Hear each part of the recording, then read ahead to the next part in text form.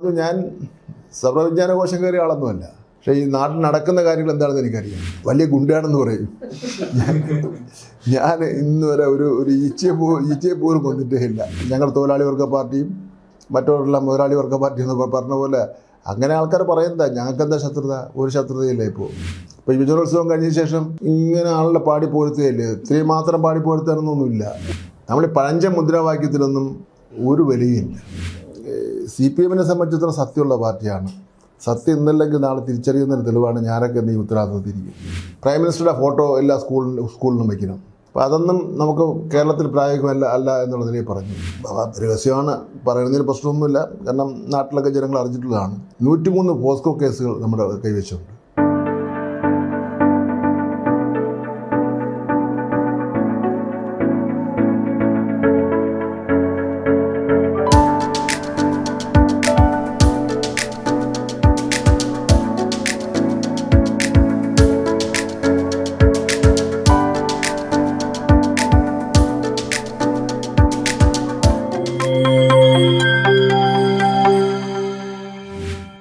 കലോത്സവത്തിന് വേണ്ടിയുള്ള ഒരു 3 മാസത്തെ പരിശ്രമം ഉണ്ട്.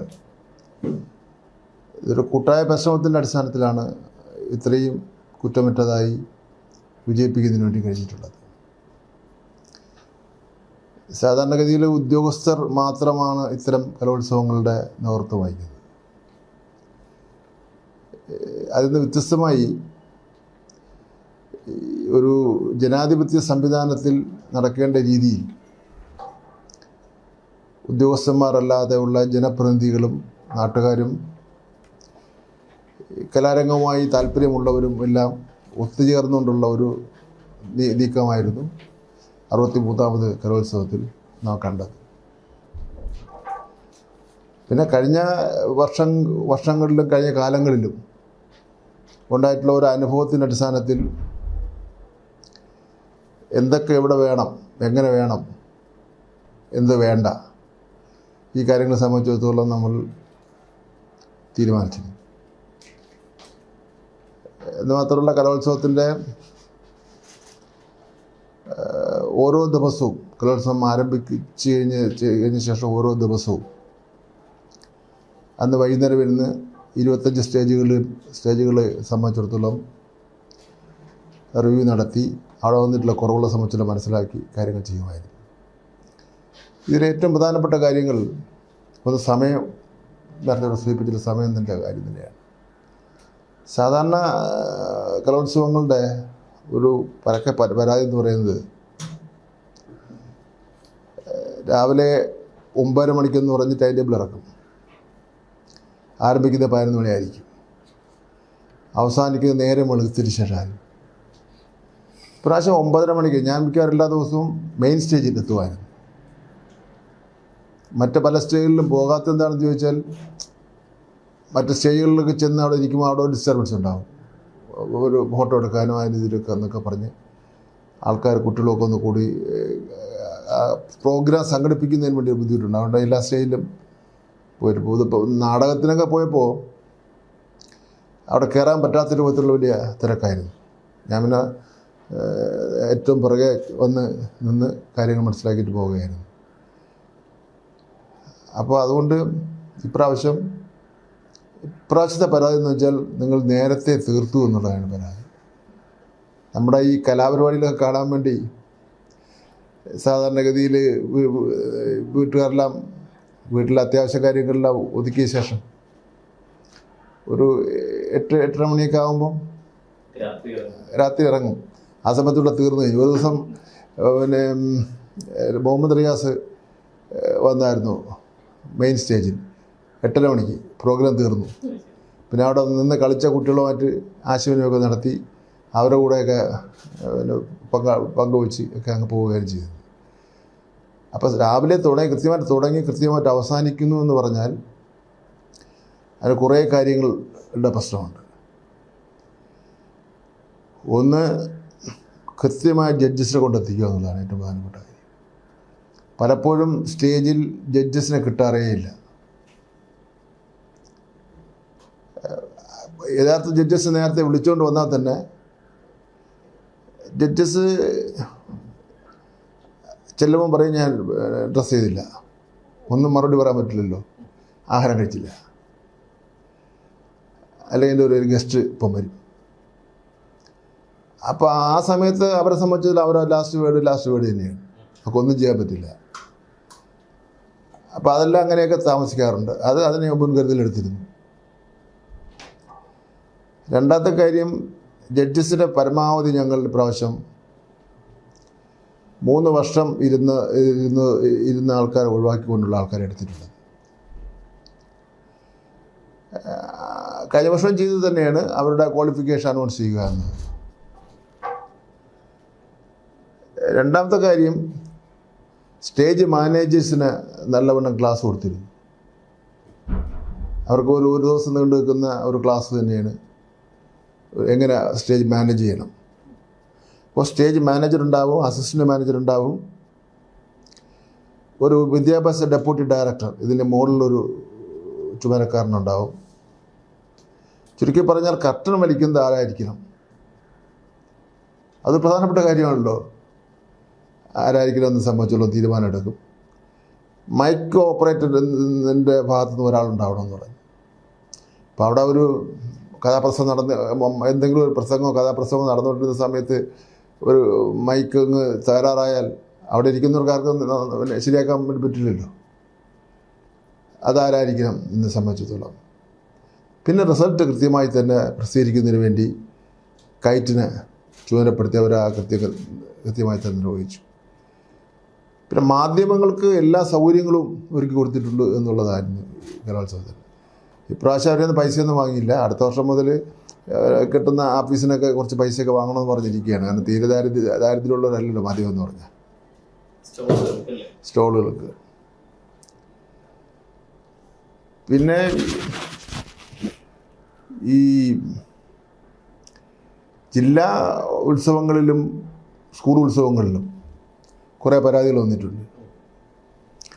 അവിടെ ഇതേപോലെ നമ്മൾ ശ്രദ്ധിക്കുന്നതിന് വേണ്ടിയുള്ള സംവിധാനങ്ങളില്ല. ഇപ്പോൾ ഒരു സ്കൂളിൽ നടക്കുന്നു, സ്കൂളിലൊരു ഉത്സവം നടക്കുമ്പോൾ അവിടെ നിന്നാണല്ലോ ബേസിക്കായിട്ട് സെലക്ട് ചെയ്ത് വരേണ്ടത്. അതെല്ലാം മിടുക്കന്മാരുണ്ടായിരിക്കും. അവിടെ എന്ത് നടക്കുന്നു എന്ന് സംബന്ധിച്ചോളം നമുക്ക് പറയാൻ വേണ്ടി പറ്റില്ല. അവിടുത്തെ സാർമാരായിരിക്കും ലാസ്റ്റ് വേണമെന്ന് പറഞ്ഞാൽ. ഇപ്രാവശ്യത്തെ മാനുവൽ കുറേ പരിഷ്കരിച്ചു ഞാൻ. അത് മാത്രമല്ല പല സമയങ്ങളിലായിരിക്കും നടക്കുന്നത്.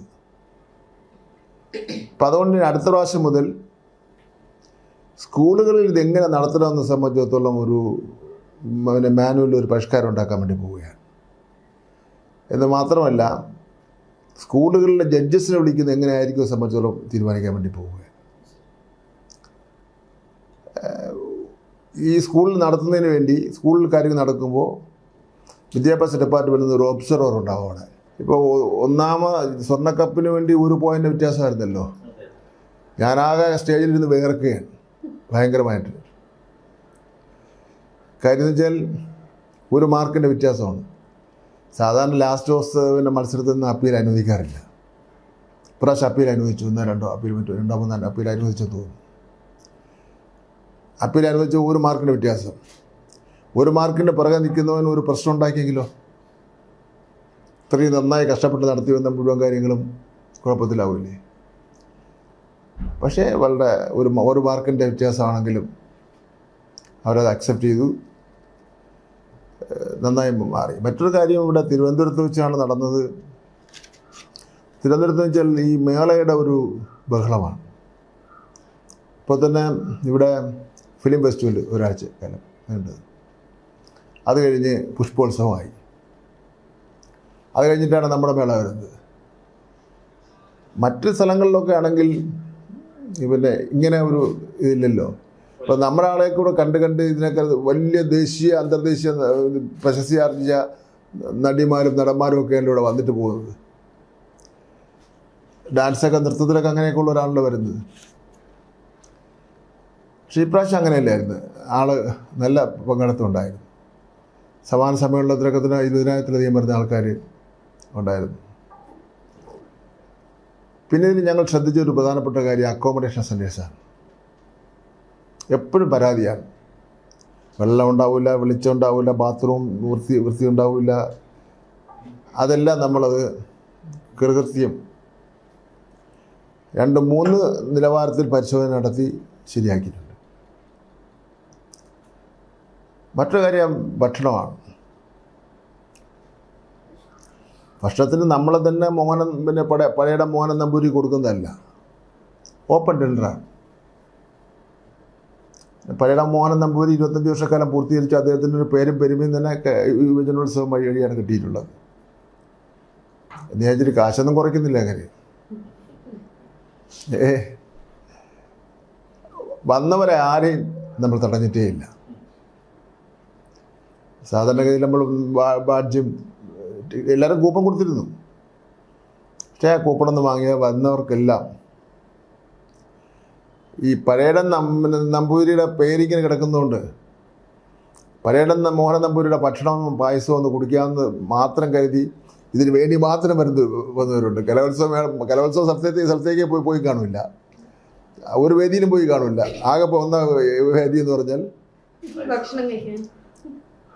മറ്റു കാര്യം ഒരു പ്രകൃതി എൻവയോൺമെൻറ്റ് പ്രൊട്ടക്ഷൻ സംരക്ഷണം കൂടെ നോക്കിക്കൊണ്ട് പരിസ്ഥിതി സ്നേഹം കുട്ടികളിൽ ഉണ്ടാവാൻ പിന്നെ നമ്മുടെ നദികളും ആറും അതെല്ലാം സംരക്ഷിക്കുന്നതിന് വേണ്ടി ഒരു പുതിയൊരു അവബോധം ഉണ്ടാകാൻ വേണ്ടിയാണ് ഇപ്രാവശ്യം 25 കേരളത്തിലെ നദികളുടെ പേര് ഓരോ വേദിക്ക് ഇട്ടത്.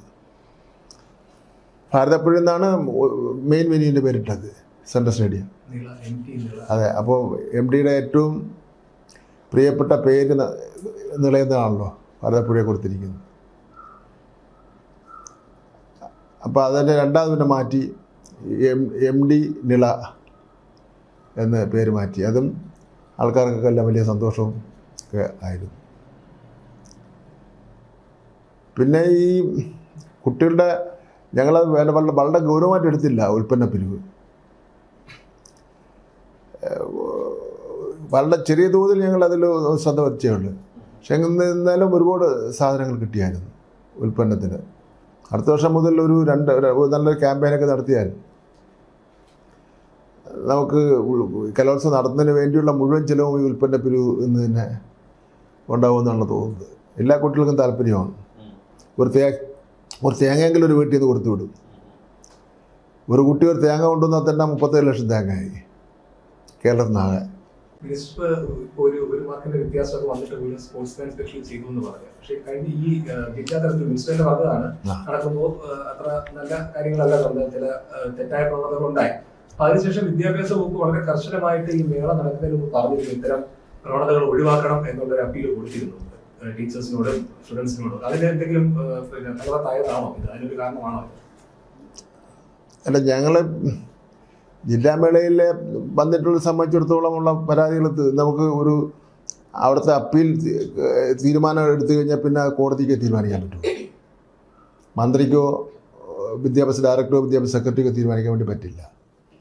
അത് ജില്ലാമേളയുടെ അപ്പീലോടുകൂടി അത് അവിടെ അവസാനിച്ചു. പക്ഷേ ഇനി ഇത് ആവർത്തിക്കാൻ ഞങ്ങൾ അനുവദിക്കില്ല എന്നുള്ള ഗവൺമെൻറ്റിൻ്റെ നിലപാട് ഞാൻ ആവർത്തിച്ച് പറഞ്ഞുകൊണ്ടിരുന്നു.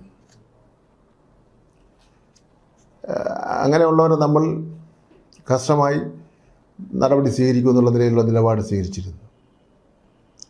അപ്പോൾ എന്ന് മാത്രമല്ല, ജില്ലാമേളയിൽ ആ ജില്ലയിലെ ഉദ്യോഗസ്ഥന്മാരാണല്ലോ നടത്തുന്നത്. സംസ്ഥാന മേളയിലാകുമ്പോൾ മന്ത്രിയുടെ എല്ലാ വിഷയങ്ങളിലും നേരിട്ട് ഇടപെടുകയാണല്ലോ. വിദ്യാഭ്യാസ ഡയറക്ടർ നേരിട്ട് ഇടപെടുകയാണ്, പ്രിൻസിപ്പൽ സെക്രട്ടറി നേരിട്ട് ഇടപെടുകയാണ്. 16 മന്ത്രിമാരല്ലേ ഒന്നാമത്തെ ദിവസം ഉദ്ഘാടന സ്റ്റേജിൽ ഇങ്ങനെ പങ്കെടുത്തത്. അപ്പോൾ അതുകൊണ്ട് ഇനിയും കുറച്ചുകൂടി ശ്രദ്ധിച്ചാൽ കുറ്റമറ്റതാക്കാൻ വേണ്ടി പറ്റും. അടുത്ത വർഷം മുതൽ 1000 രൂപ എന്നുള്ള ഒറ്റ തവണ സാംസ്കാരിക സ്കോളർഷിപ്പ് 1500 ആക്കി മാറ്റുന്നതിന് വേണ്ടി തീരുമാനിച്ചിട്ടുണ്ട്. പിന്നെ ഇതിനൊരു പ്രശ്നം, ഈ മേളയ്ക്കുള്ള 2-3 ഗുണമെന്ന് പറഞ്ഞാൽ,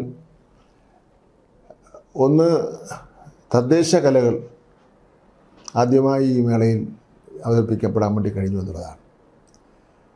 നമ്മുടെ സംസ്കാരം അതിലാണല്ലോ കിടക്കുന്നത്. നമ്മുടെ കേരളീയ സംസ്കാരത്തിൻ്റെ ഒരു ചില വശങ്ങൾ അല്ലെങ്കിൽ നമുക്ക് നമ്മുടെ പ്രാദേശിക കലകളിലാണല്ലോ ഉള്ളത്.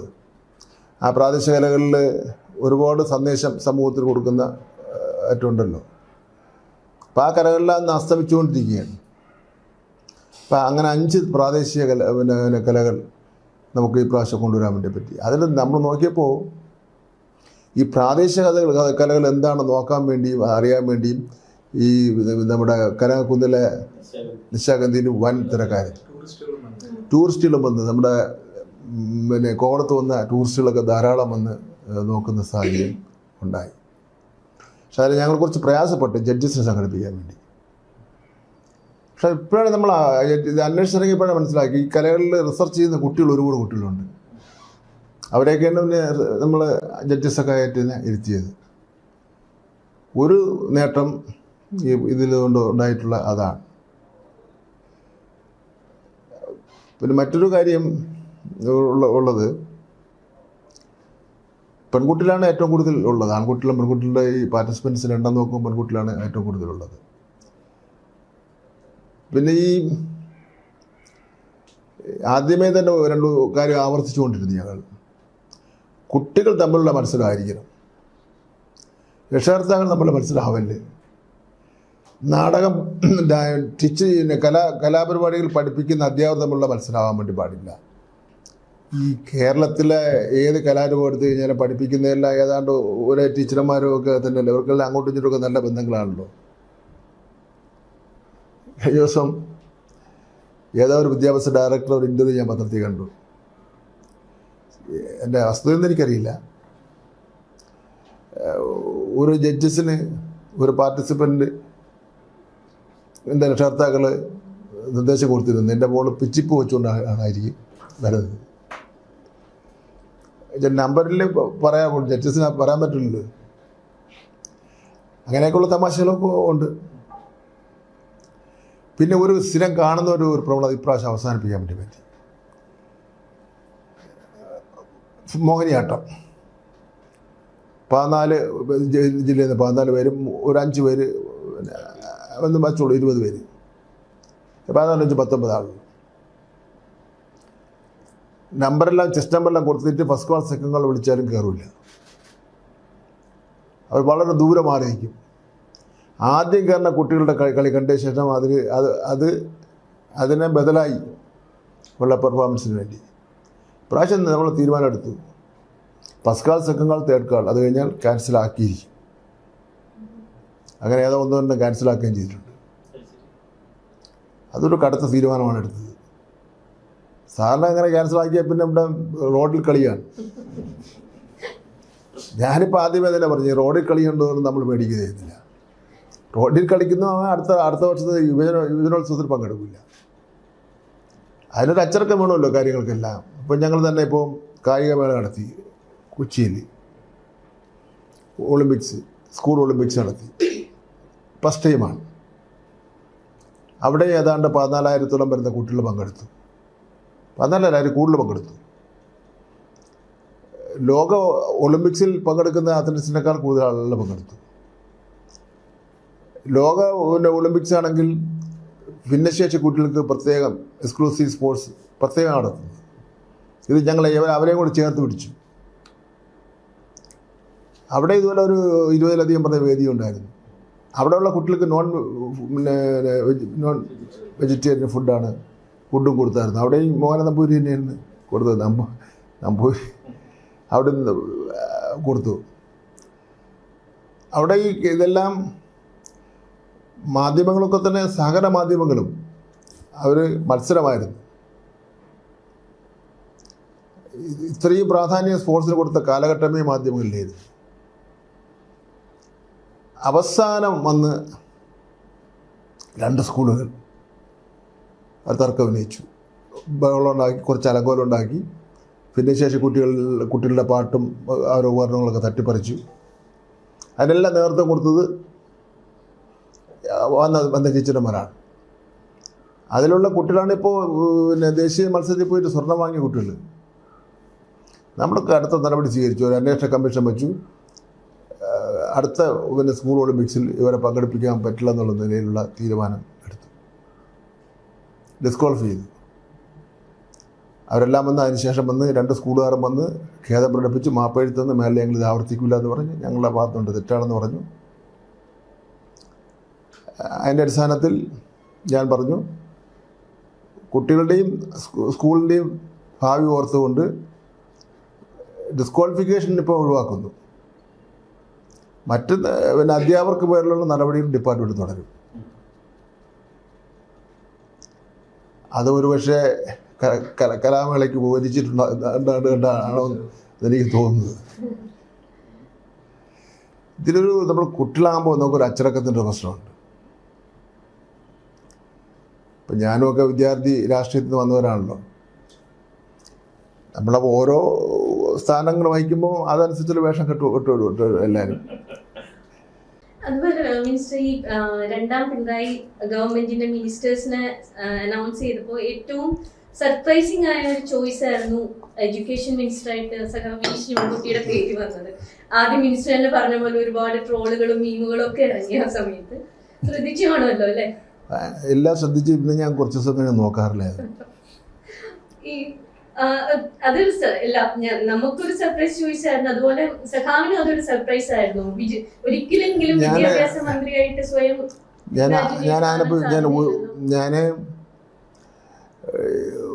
പിന്നെ മന്ത്രിയാവുന്ന വകുപ്പ് അതൊന്നും ചിന്തിച്ചിട്ടേ ഇല്ല. പക്ഷെ ഞാൻ അസംബ്ലിയിൽ ജയിച്ചതെല്ലാം ഒരു പ്രാവശ്യം തിരുവനന്തപുരം ഈസ്റ്റ് മണ്ഡലത്തിലാണ് ആദ്യമായിട്ട് ജയിക്കുന്നത്. 15 വർഷക്കാലം കോൺഗ്രസിൻ്റെ കുത്തകയായിരുന്ന സീറ്റാണ് ഞാൻ പിടിക്കുന്നത്. ബി.ജി. കുമാറാണെന്ന് പരാജയപ്പെടുന്നത്. അതിനുശേഷം 2ാമത് മത്സരിക്കുന്നത് ഒ രാജഗോപാൽ സാറുമായിട്ടാണ്. അദ്ദേഹം കേന്ദ്രമന്ത്രിയും BJPയുടെ നമ്പർ 1 ആയിരുന്നു. അദ്ദേഹത്തെ ഞാൻ പരാജയപ്പെടുത്തുന്നു അവിടെ നേമത്ത്.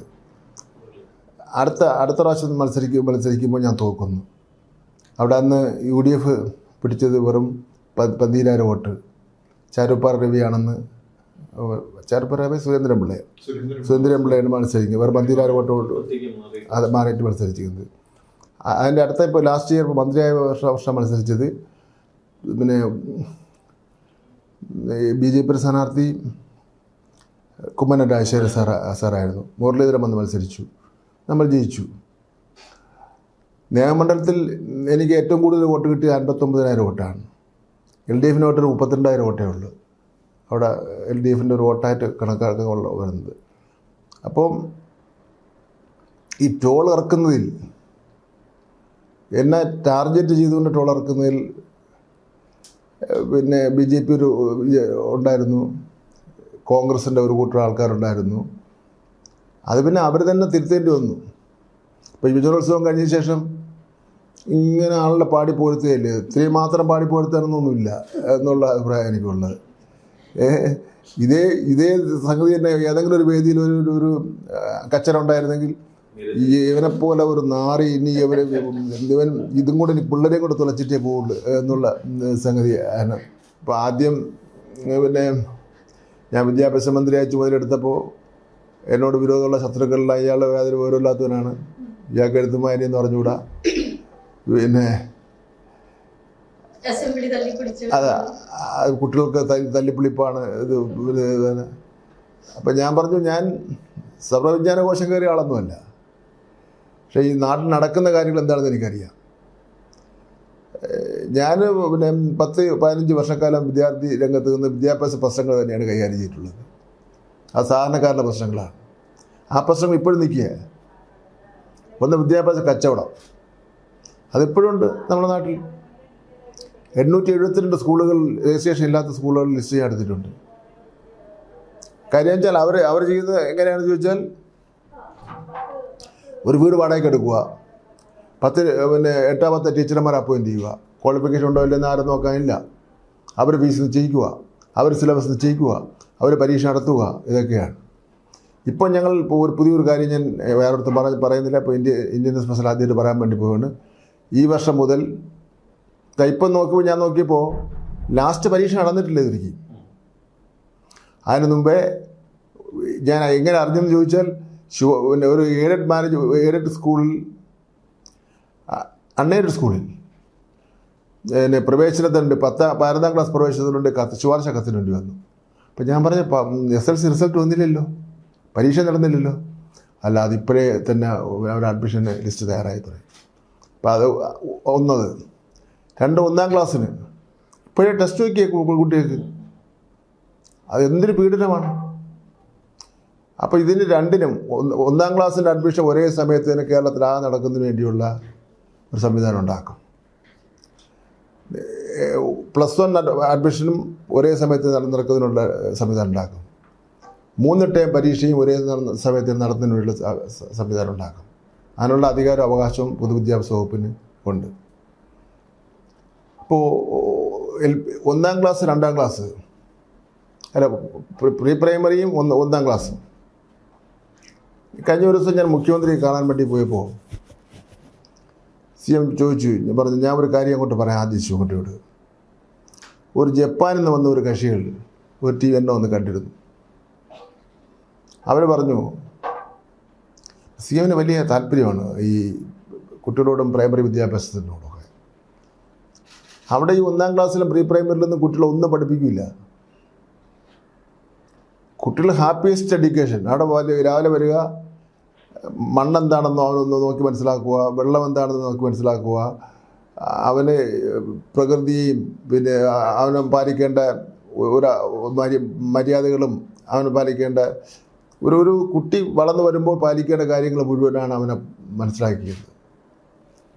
അപ്പം അതുകൊണ്ട് പ്രൈമറിയും കഴിഞ്ഞ് 1ാം ക്ലാസ്സും കഴിഞ്ഞ് അവൻ 2ാം ക്ലാസ്സിലേക്ക് വരുമ്പോൾ അവൻ ഒരു ഉത്തമ പൗരനായി മാറി. ഇതെന്ന് വെച്ചാൽ ഇവിടെ ചില അൺഎയ്ഡഡ് സ്കൂളുകളിൽ കുട്ടികൾക്ക് ടെസ്റ്റ്, അമ്മയ്ക്കും അച്ഛനും ഉറക്കമുണ്ടോ? മുഴുവൻ അവരിരുന്നില്ല പഠിക്കണം. മുഴുവൻ ഈ പ്രോജക്റ്റ് മുഴുവൻ അവർ പഠിച്ചാൽ എന്ന് വൃത്തിയുള്ളൂ. ഇപ്പോൾ എൻ്റെ കുട്ടിയിലായിരുന്നാലും അങ്ങനെ തന്നെ നിങ്ങളുടെ കുട്ടിയിലായിരുന്നു അവിടെ ചേർത്താൽ അതിനോട് യോജിച്ചാലേ പറ്റുള്ളൂ. അത് നമുക്ക് മാറ്റം വരുത്തിയാൽ മതിയാവും. ട്രോളുകളിലൊക്കെ ഏറ്റവും കണ്ടത് ഇപ്പൊ നമ്മൾ ആദ്യം പറഞ്ഞ പോലെ ഈ അസംബ്ലിയിലെ ആ രംഗങ്ങളായിരുന്നു. അത് അത്രയ്ക്ക് പോണ്ടായിരുന്നു എന്നെങ്കിലും തോന്നിയിട്ടുണ്ടോ? ഇല്ല, അങ്ങനെയും തോന്നിയില്ല. അത് LDF തലേദിവസം രാത്രി വളരെ രൂക്ഷമായ സമരം നടന്നുകൊണ്ടിരിക്കുന്ന സമയമാണ്. അവിടെ ഇമാജിൻ നോക്കിയിട്ടൊന്നും കാര്യമില്ല. അവിടെ ഒരു മുന്നണി തീരുമാനിച്ചിട്ട് അത് അവർ ചുമതലപ്പെടുത്തിയ ഉത്തരവാദിത്വം നിർവഹിക്കുക എന്നുള്ളതാണ്. അതിൽ പിന്നെ എൻ്റെ ഇമാജിന് പ്രശ്നമാണ്. എൻ്റെ ഇമാജിന് ഞാൻ തിരഞ്ഞെടുപ്പ് മത്സരിച്ചപ്പോൾ ഒന്നും ബാധിച്ചിട്ടില്ലല്ലോ. പഞ്ചായത്ത് ഇലക്ഷനും ബാധിച്ചിട്ടില്ല, കോർപ്പറേഷൻ ഇലക്ഷനും ബാധിച്ചിട്ടില്ല, അസംബ്ലി ഇലക്ഷനും ബാധിച്ചിട്ടില്ല. പിന്നെ ഈ സംഭവം കഴിഞ്ഞ ശേഷമാണല്ലോ ഞാൻ അസംബ്ലി മത്സരിക്കുന്നത്. എനിക്ക് ജയിച്ചല്ലോ. അവിടെ തീരുമാനിച്ച KM മാണിയെ ബഡ്ജറ്റ് അവതരിപ്പിക്കാൻ സമ്മതിക്കില്ല. KM മാണി വളരെ ദൂരെ ഭരണകക്ഷിയുടെ അങ്ങറ്റത്തിരിക്കുകയാണ്. അതിനകത്ത് മുഴുവൻ 100-150 വരുന്ന സിവിൽ പോലീസുകാർ വേഷമിട്ട് നിൽക്കുകയാണ്. ഞങ്ങൾ പുറത്ത് പ്രതിപക്ഷത്ത് നിൽക്കുകയാണ്. മാനസാർ ബഡ്ജറ്റ് സ്പീക്കർക്ക് കടന്നു വരാൻ വേണ്ടി പറ്റുന്നില്ല. അവിടെ മുഴുവൻ ബ്ലോക്ക് ചെയ്തിരിക്കുന്നു. മാനസാറിൻ്റെ അടുത്ത് പോയാൽ പിന്നെ ബഡ്ജറ്റ് വാങ്ങാൻ പറ്റുള്ളൂ. നമുക്ക് ബഡ്ജറ്റ് വാങ്ങാൻ വേറെ ഒരു മാർഗ്ഗമില്ല. പിന്നെ നടന്നു പോകാൻ കഴിയുന്നത് മേശപ്പുറത്തൂടെ നടന്നു പോകാനേ ഉള്ളൂ. അപ്പോൾ അവിടെ ചെന്ന് അവർ വായിച്ചു തീർന്ന് തിരിച്ച് മേശപ്പുറത്തൂടെ തിരിച്ച് നടന്നു വന്നപ്പോൾ പിന്നെ കുഞ്ഞാറിക്കുട്ടിയും അവരില്ല എന്ന് പറഞ്ഞ് ശോകുട്ടി താഴെ ഇറങ്ങാൻ പറഞ്ഞു. ഞാൻ താഴെ ഇറങ്ങി. അത് തന്നെ പിന്നെ ഇറങ്ങിയപ്പോൾ എനിക്ക് പിന്നെ ഈ ഡയബറ്റിസ് രാവിലെ കാപ്പിയൊന്നും കുടിച്ചിട്ടില്ലായിരുന്നു. ഷുഗറാണ്. ഒരു ചെറിയൊരു ബോധക്ഷയം പോലെയൊക്കെ വന്ന് അവിടെ കയറി കിടന്ന് അത് തന്നെ ഒരു ട്രോളിൻ്റെ ഭാഗം കിട്ടിയായിരുന്നു മേശപ്പുറത്ത് വെച്ചിരിക്കുന്നു. അതൊക്കെ അല്ല, അതൊക്കെ ഒരു അവസരത്തിൽ വന്ന കാര്യങ്ങളാണ്. ഞാനപ്പം തീരുമാനിച്ചു പോയതാ. എങ്ങനെ ബഡ്ജറ്റ് അവതരിപ്പിക്കുക ശരിയല്ലല്ലോ എന്ന് പറഞ്ഞാൽ അങ്ങനെ തീരുമാനിച്ചു പോയതാ. അതിലൊരു സംശയം ചോദിക്കട്ടെ, കാരണം ഞങ്ങളെല്ലാം ഫോട്ടോ കൊടുത്തിട്ടുണ്ടായിരുന്നു. ഇത് രണ്ടും തമ്മിൽ വലിയ വ്യത്യാസം, വലിയ നീളമുണ്ടല്ലോ 2 ഡെസ്ക്. ഒരു ഡെസ്കിന്റെ മേളിൽ കയറിയിട്ട് അപ്പുറത്ത് ചാടാൻ പറ്റാത്ത ഒരു പ്രശ്നം ഉണ്ടായിരുന്നു. ഇല്ല, അതൊരു ഡെസ്കിന്റെ പുറത്ത് ഞാൻ ഇത്ര ദൂരത്തിലുള്ള കാലെടുത്ത് വെച്ച് പോകാന്നുള്ളേ ഉള്ളൂ. കാരണം അത് മടത്ത് കെട്ടിയതിൻ്റെ ഒരു ആശയം ഉണ്ടായിരുന്നല്ലോ. മടത്ത് കെട്ടായിരിക്കും പോകാൻ പറ്റില്ല, മുണ്ട് ചവിട്ടി വീണ്ടും വീഴുന്നവര്. അപ്പോൾ അവിടെ അങ്ങനെ പറഞ്ഞ ഇപ്പോൾ UDF വനിതാ മെമ്പർമാരെ ഉപദ്രവിച്ച വിഷയമുണ്ട്, അതിൻ്റെ കേസുണ്ട്, അങ്ങനെയുണ്ട് ഇങ്ങനെയുണ്ട്. അത് നിയമസഭയിൽ ശിക്ഷിക്കപ്പെട്ടു. പാർലമെൻറ്റിൽ സംഭവം നടക്കുന്നുണ്ട്, മറ്റൊരു നിയമസഭകളിൽ സംഭവം നടക്കുന്നുണ്ട്. പിന്നെ ഒരു കേസെടുത്തിട്ടുണ്ട്. ആ കേസ് ഇപ്പോൾ നടക്കുകയാണ്. യഥാർത്ഥത്തിൽ പിന്നെ നിയമസഭയിൽ ശിക്ഷിക്കപ്പെട്ടതാണ്. ഒരു കുറ്റത്തിൽ 2 ശിക്ഷ ഉണ്ടോ എന്നുള്ളവരും കോടതിയാണ് തീരുമാനിക്കേണ്ടത്. എന്തായാലും ഇപ്പം കോടതിയിൽ ഇരിക്കുകയാണ്, വരട്ടെ നോക്കാം. ഈ സമാനമായ സംഭവം പോലെ എനിക്കറിയില്ല, ഞാൻ സംശയം ചോദിക്കുകയാണ്. SFIയിൽ ഉണ്ടായിരുന്ന സമയത്ത് ഇവിടെ സെനറ്റിൽ AV വർഗീസ് VC ആയിരുന്നു. അതുണ്ടായിട്ടുണ്ട്. നിങ്ങളുൾപ്പെടെ 32 പേര് സെനറ്റ് ചേംബർ പിടിച്ചെടുക്കുകയും അതെ, ബന്ദിയാക്കി നിൽക്കുകയും പിന്നെ പോലീസ് നിങ്ങളെല്ലാം പിടിച്ചുകൊണ്ട് പോവുകയും അവർക്ക് ഉണ്ടായ ഒരു സംഭവം. ഇപ്പോൾ AV വർഗീസ് IAS ആയിരുന്നു. അപ്പോൾ IAS VC പ്രവേശിപ്പിക്കില്ല എന്നുള്ളൊരു സമരം ആരംഭിച്ചു. സ്കൂളും കോളേജെല്ലാം അവധി കൊടുത്തു. അന്ന് സുരേഷ് കുറുപ്പും CP ജോണും ബിനോയ് വിശ്വം ബിനോയ് വിശ്വം പിന്നെ നമ്മുടെ ഇപ്പോൾ വയനാട് മത്സരിച്ച CPയുടെ സ്ഥാനാർത്ഥി സത്യൻ മൊകേരി പിന്നെ ഈ സെറ്റൊക്കെയാണ്. ഇപ്പോൾ തിരുവനന്തപുരം ജില്ലയിലെ എല്ലാ സ്കൂളുകൾക്കും അവധി കൊടുത്ത് സെനറ്റ് യോഗം നടത്തൂല്ല ഞങ്ങൾ തീരുമാനിച്ചു. നടത്താൻ അനുവദിക്കില്ല തീരുമാനിച്ചു. പിള്ളേരാരുമില്ല, എല്ലാ പിള്ളേരും അന്ന് യൂണിവേഴ്സിറ്റി യൂത്ത് ഫെസ്റ്റ് നടത്തുന്ന സമയമാണ്. അപ്പോൾ പിന്നെ അത് സൂണനാണ്, ആർട്ടിക് സൂണനാണ് അന്ന് യൂണിവേഴ്സിറ്റി യൂണിയൻ്റെ ചെയർമാൻ. ഓർമ്മിച്ച് പറയുക, സൂണനാണ് ചെയർമാൻ. കുട്ടികൾ വളരെ കുറവ്. ഇപ്പോൾ എല്ലാ ക്യാമ്പസിലും ചെന്ന് പറഞ്ഞും കുട്ടികൾക്കെല്ലാം ബാഡ്ജെല്ലാം വിതരണം ചെയ്യുന്ന യൂണിവേഴ്സിറ്റി ഓഫീസിൻ്റെ ഫ്രണ്ട് വെച്ചാണ്. എല്ലാവരും അവിടെ വരാൻ വേണ്ടി പറഞ്ഞു. അങ്ങനെ കുറച്ച് കുട്ടികളൊക്കെ അവിടെ വന്ന്, എങ്കിലും പിന്നെ അവിടെ കയറാൻ ധൈര്യമുള്ള കുറേ കുട്ടികളുണ്ടായിരുന്നു. ഞങ്ങളെല്ലാം പോയായിരുന്നു. സെനറ്റ് ഹാളിനകത്ത് കയറി. സെനറ്റ് ഹാള് അടച്ചു. ആ പോലീസ് സെനറ്റ് ഹാൾ അടച്ചാൽ വെറുതെ വിടുമോ? MM അലക്സാണ്ടർ ആയിരുന്നു അന്ന് മർദ്ദക വീരനായിട്ടുള്ള ഒരു വലിയൊരു police officer. MM Alexander Poojappura താമസിക്കുന്നതായിരുന്നു. പിന്നെ അദ്ദേഹത്തിനെ ചെന്ന് കാണുകയും ഒക്കെ ചെയ്തിട്ടുണ്ട്. അദ്ദേഹം സല്യൂട്ട് അടിക്കുകയും ചെയ്തിട്ടുണ്ട് മേയറായിരുന്നപ്പോൾ. പിന്നെ അവരെ തള്ളി തുറന്നു. അടിച്ചു പൊട്ടിച്ചകത്ത് പോലീസ് കയറി. എല്ലാവരെയും നന്നായി അടിച്ചു. എല്ലാവർക്കും നന്നായി തല്ല് കിട്ടി. പിന്നെ ഞങ്ങളെ പാർട്ടി നെയ്യാറ്റിങ്കരയുള്ള ഒരു ആശാൻ്റെ അവിടെ കൊണ്ട് ഒരു മാസക്കാലം താമസിപ്പിച്ച് എല്ലാവർക്കും ചികിത്സയൊക്കെ നൽകി. പൂഴിക്കുന്നില്ല. പിന്നെ അന്ന് സുരേഷ് കുറുപ്പിന് പരിക്കുണ്ട്, ബാലേന്ദ്രന് പരിക്കുണ്ട്. എനിക്കിങ്ങനെ മുറിവുണ്ടായില്ല, അടിയുണ്ട്. അന്നൊക്കെ അതൊരു ആവേശമായിരുന്നു. ഇന്നിപ്പോൾ അതിനെപ്പറ്റി ആലോചിക്കാൻ പറ്റില്ല. അതിനുള്ള ആരോഗ്യസ്ഥിതി ഇന്നില്ല. ഈ കുറുപ്പിന്റെ കാര്യം പറഞ്ഞപ്പോൾ സുരേഷ് കുറുപ്പിന്റെ കഴിഞ്ഞ ദിവസത്തെ ഒരു പ്രസ്താവന ഉണ്ടായിരുന്നു, കണ്ടിരുന്നു. അത് കുറുപ്പിന്റെ അഭിപ്രായം. കുറുപ്പൊക്കെ കുറച്ചുകൂടെ കേരള രാഷ്ട്രീയത്തിലെ മേളിലേക്ക് എത്തേണ്ട ആളായിരുന്നില്ലേ?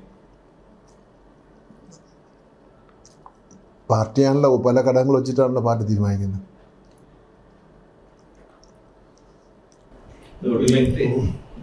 പോലെ തന്നെ വളരെ അടുത്ത് ബന്ധമുണ്ടായിരുന്നാണ് ഈ CP ജോൺ ഈ ബദലിന്റെ സമയത്ത് ശ്രീമുട്ടി സാറിനെ പറ്റി പറഞ്ഞത്, ശ്രീമുട്ടി സാറിന് ഒരു ചെറിയ ചായ ബദൽ രേഖ വിഷയത്തിൽ ഉണ്ടായിരുന്നു എന്നാണ്. അത് എന്താണ് അതിന്റെ വാസ്തവം? എനിക്ക് യഥാർത്ഥത്തിൽ ബദൽ രേഖ എന്താണെന്ന് പോലും മനസ്സിലായിട്ടില്ല. ഞങ്ങളിന്ന് MLA ക്വാർട്ടേഴ്സിലാണ് താമസിക്കുന്നത്. MLA quarters hold block 42. മത്തായിച്ചായ്ക്ക് ഞാനുമായിട്ട് താമസിക്കുന്ന അവിടെയാണ്. മത്തായിച്ചായെ കുറിച്ച് താത്വികമായിട്ടുള്ള കുറച്ച് കാര്യങ്ങളൊക്കെ അറിയാവുന്നതാണ്. ഞാനങ്ങനെ താത്വികമായിട്ടൊന്നും ഉള്ള ഒരുപാട് പഠനവും നടത്തിയിട്ടില്ല. കാരണം എൻ്റെ കുടുംബമൊന്നും അങ്ങനെ ഒരു വിദ്യാഭ്യാസവും വായനയുടെയൊക്കെ ഒരു കുടുംബമൊന്നുമല്ല. ഒരു സാധാരണ ഒരു കച്ചവടക്കാരൻ്റെ, എൻ്റെ അച്ഛനൊരു പലവ്യഞ്ജന കച്ചവടമായിരുന്നു. അമ്മ ഒരു പിന്നെ സാധാരണ വീട്ടമ്മയായിരുന്നു. പിന്നെ അമ്മ ദേശാനി പത്രമൊക്കെ പിന്നെ വായിച്ചു തുടങ്ങി, എൻ്റെ പടമൊക്കെ വന്നു തുടങ്ങിയ ശേഷം. പിന്നെ അപ്പം യഥാർത്ഥത്തിൽ എനിക്കതിലൊരു ബന്ധവുമില്ല. മത്തായി ചാക്കോയ്ക്ക് അതിലൊരു ബന്ധവുമില്ല. എങ്ങനെയോ അതിൽ മത്തായി ചാക്കോയുടെ പേര് പെട്ടുപോയി. പിന്നെ ഈ ബദൽ രേഖ പിന്നെ മനസ്സിലാക്കി. നമ്മളത് മനസ്സിലാക്കി. അല്ലത് അവതരിപ്പിക്കുന്നതിന് മുമ്പ് നമുക്കൊന്നും എന്താണെന്ന് മനസ്സിലാവില്ലല്ലോ. പിന്നെ അത് മനസ്സിലായി. നമ്മളങ്ങനെ പിന്നെ നമ്മുടെ എല്ലായിടത്തും ശത്രുക്കളും മിത്രങ്ങളും ഉണ്ടാവുമല്ലോ. ഇഷ്ടമില്ലാത്തവരെല്ലാം അവൻ ഇന്ന ആളാണെന്ന് പറഞ്ഞങ്ങ് തള്ളാൻ എളുപ്പമാണല്ലോ. പക്ഷെ എന്നാലും CPM-നെ സംബന്ധിച്ചിടത്തോളം സത്യമുള്ള പാർട്ടിയാണ്. സത്യം ഇന്നല്ലെങ്കിൽ നാളെ തിരിച്ചറിയുന്നതിന് തെളിവാണ് ഞാനൊക്കെ ഈ ഉത്തരവാദിത്തത്തിരിക്കുന്നത്. നേരത്തെ PG-യുടെ കാര്യം പറഞ്ഞപ്പോൾ വളരെ പുസ്തകപൂർവമായ PG-യുടെ വീട്ടില് ഈ പുസ്തകം പറഞ്ഞ പോലെ പുസ്തകമൊന്നും അധികം വായിക്കാത്ത വിശുവിൻകുട്ടി എത്തുമ്പോൾ എങ്ങനെയായിരുന്നു അത്? കാരണം സാധാരണ മുൻപൊരിക്കൽ എനിക്കൊന്ന് എന്നോട് തന്നെ പറഞ്ഞിട്ടുണ്ട്, ഇവിടെ വീട്ടിൽ പോകുമ്പോൾ മറ്റേ ഗോവണിയിലും മേശപ്പുറത്തും ഒക്കെ പുസ്തകങ്ങളാണ്. പുസ്തകം ഞാൻ ഒരു ഗ്രന്ഥശാലയുടെ സെക്രട്ടറി ആയിരുന്നു, ചെറുവൈക്കൽ ഗ്രാമസ്വരാജ്യ ഗ്രന്ഥശാല. ഞാൻ പഞ്ചായത്ത് പ്രസിഡൻ്റായപ്പോൾ അത് പഞ്ചായത്ത് ഗ്രന്ഥശാലയാക്കി മാറ്റി. ഞാൻ ഒരു 3-4 വർഷക്കാലം ഞാൻ ആ സമയത്തെല്ലാം M. മുകുന്ദൻ്റെയും കാക്കനാട്ടിൻ്റെയും പിന്നെ അതുപോലെ തന്നെ MD-യുടെയും അതുപോലെയൊക്കെ ഉള്ള ധാരാളം പുസ്തകങ്ങൾ വായിക്കുന്ന കൂട്ടത്തിലായിരുന്നു. പിന്നെ അങ്ങനെ പുസ്തകങ്ങളോട് ശത്രുക്കളൊന്നുമില്ലായിരുന്നു. പക്ഷേ ഇങ്ങനെ വായിച്ച് ഞാൻ ഇതിൻ്റെ ഒരാളായി ആണ് ഇങ്ങനെ എന്നുള്ള ഒരു സംഗതി വന്നിട്ടില്ല. അത് മാത്രമേ ഉണ്ടായിരുന്നുള്ളൂ. പിന്നെ വീട്ടിലൊരു 10-25,000 വരുന്ന പുസ്തകമുണ്ട് PG-യുടെ. അതിപ്പോൾ ഒരു ലൈബ്രറി ആക്കി മാറ്റിയിട്ടുണ്ട്. സ്റ്റുഡൻസിന് പ്രയോജനപ്പെടുന്നൊരു രൂപത്തിൽ PG സംസ്കൃതി ഭവൻ നേതൃത്വത്തിൽ ലൈബ്രറി ആക്കി മാറ്റിയിട്ടുണ്ട്. ഇപ്പോൾ ഗവൺമെൻറ് 20 സെൻറ്റ് ഭൂമി അനുവദിച്ചിട്ടുണ്ട് മേട്ടുക്കട. അവിടെ കെട്ടിടം കെട്ടിക്കഴിഞ്ഞാൽ ഈ പുസ്തകം എല്ലാം അങ്ങോട്ട് മാറും. അത്യപൂർവമായിട്ടുള്ള പുസ്തകങ്ങളുണ്ട്. പിന്നെ PG-യെ സംബന്ധിച്ചിടത്തോളം വീട്ടിൽ വന്നു കഴിഞ്ഞാൽ പുസ്തകങ്ങളാണ്. പാർവതിയെല്ലാം പറയും, ഈ അവസാന കാലഘട്ടത്തിൽ പിന്നെ അസുഖമൊക്കെ ബാധിച്ച ശേഷം ആശുപത്രി കൊണ്ടുപോയി ഒരു ഡോക്ടറെ കാണാൻ വേണ്ടി ചിലപ്പോൾ ഇരിക്കേണ്ടി വരും, 5-10 മിനിറ്റ് ഇരിക്കേണ്ടി വരും. അപ്പോൾ അസ്വസ്ഥനാവും. അപ്പോൾ അവിടെ കിടക്കുന്നൊരു പഴയ പേപ്പർ എടുത്ത് കൊടുത്താൽ അത് കഴിച്ച് വായിച്ച് 10 മിനിറ്റ് അങ്ങ് പോവും. അപ്പോൾ ഈ കക്ഷിക്ക് PG ലോകവും ഉണ്ടായിരുന്നല്ലോ നമ്മുടെ കേരള TV-യിൽ. നമ്മൾ ഈ തിരുവനന്തപുരത്തിൻ്റെ ഉള്ളൂരെന്നും കേശവാസനെന്നും അഞ്ചൂരെന്നും സ്റ്റാച്ചു എന്നും പറയുന്ന പോലെയാണല്ലോ ലോകത്തെ പറ്റി പറയുന്നത്. ലോകത്തെ ഓരോ രാജ്യത്തെ പറ്റി പറയുന്നത്. എന്നാൽ വളരെ കുറച്ച് പ്രാവശ്യം മാത്രമേ ലോകരാജ്യങ്ങൾ സന്ദർശിച്ചിട്ടുള്ളൂ. ഞാനാണെങ്കിൽ മേയറായ സമയത്ത് 10ഓളം വന്ന രാജ്യങ്ങൾ സന്ദർശിച്ചിട്ടുണ്ട്. മന്ത്രി ആയിരുന്നപ്പോഴും കുറച്ച് PG-ക്കാരുള്ള ഒരു പ്രാവശ്യം മറ്റോ ജർമ്മനിയിലും മറ്റോ പോയിട്ടുണ്ടോ.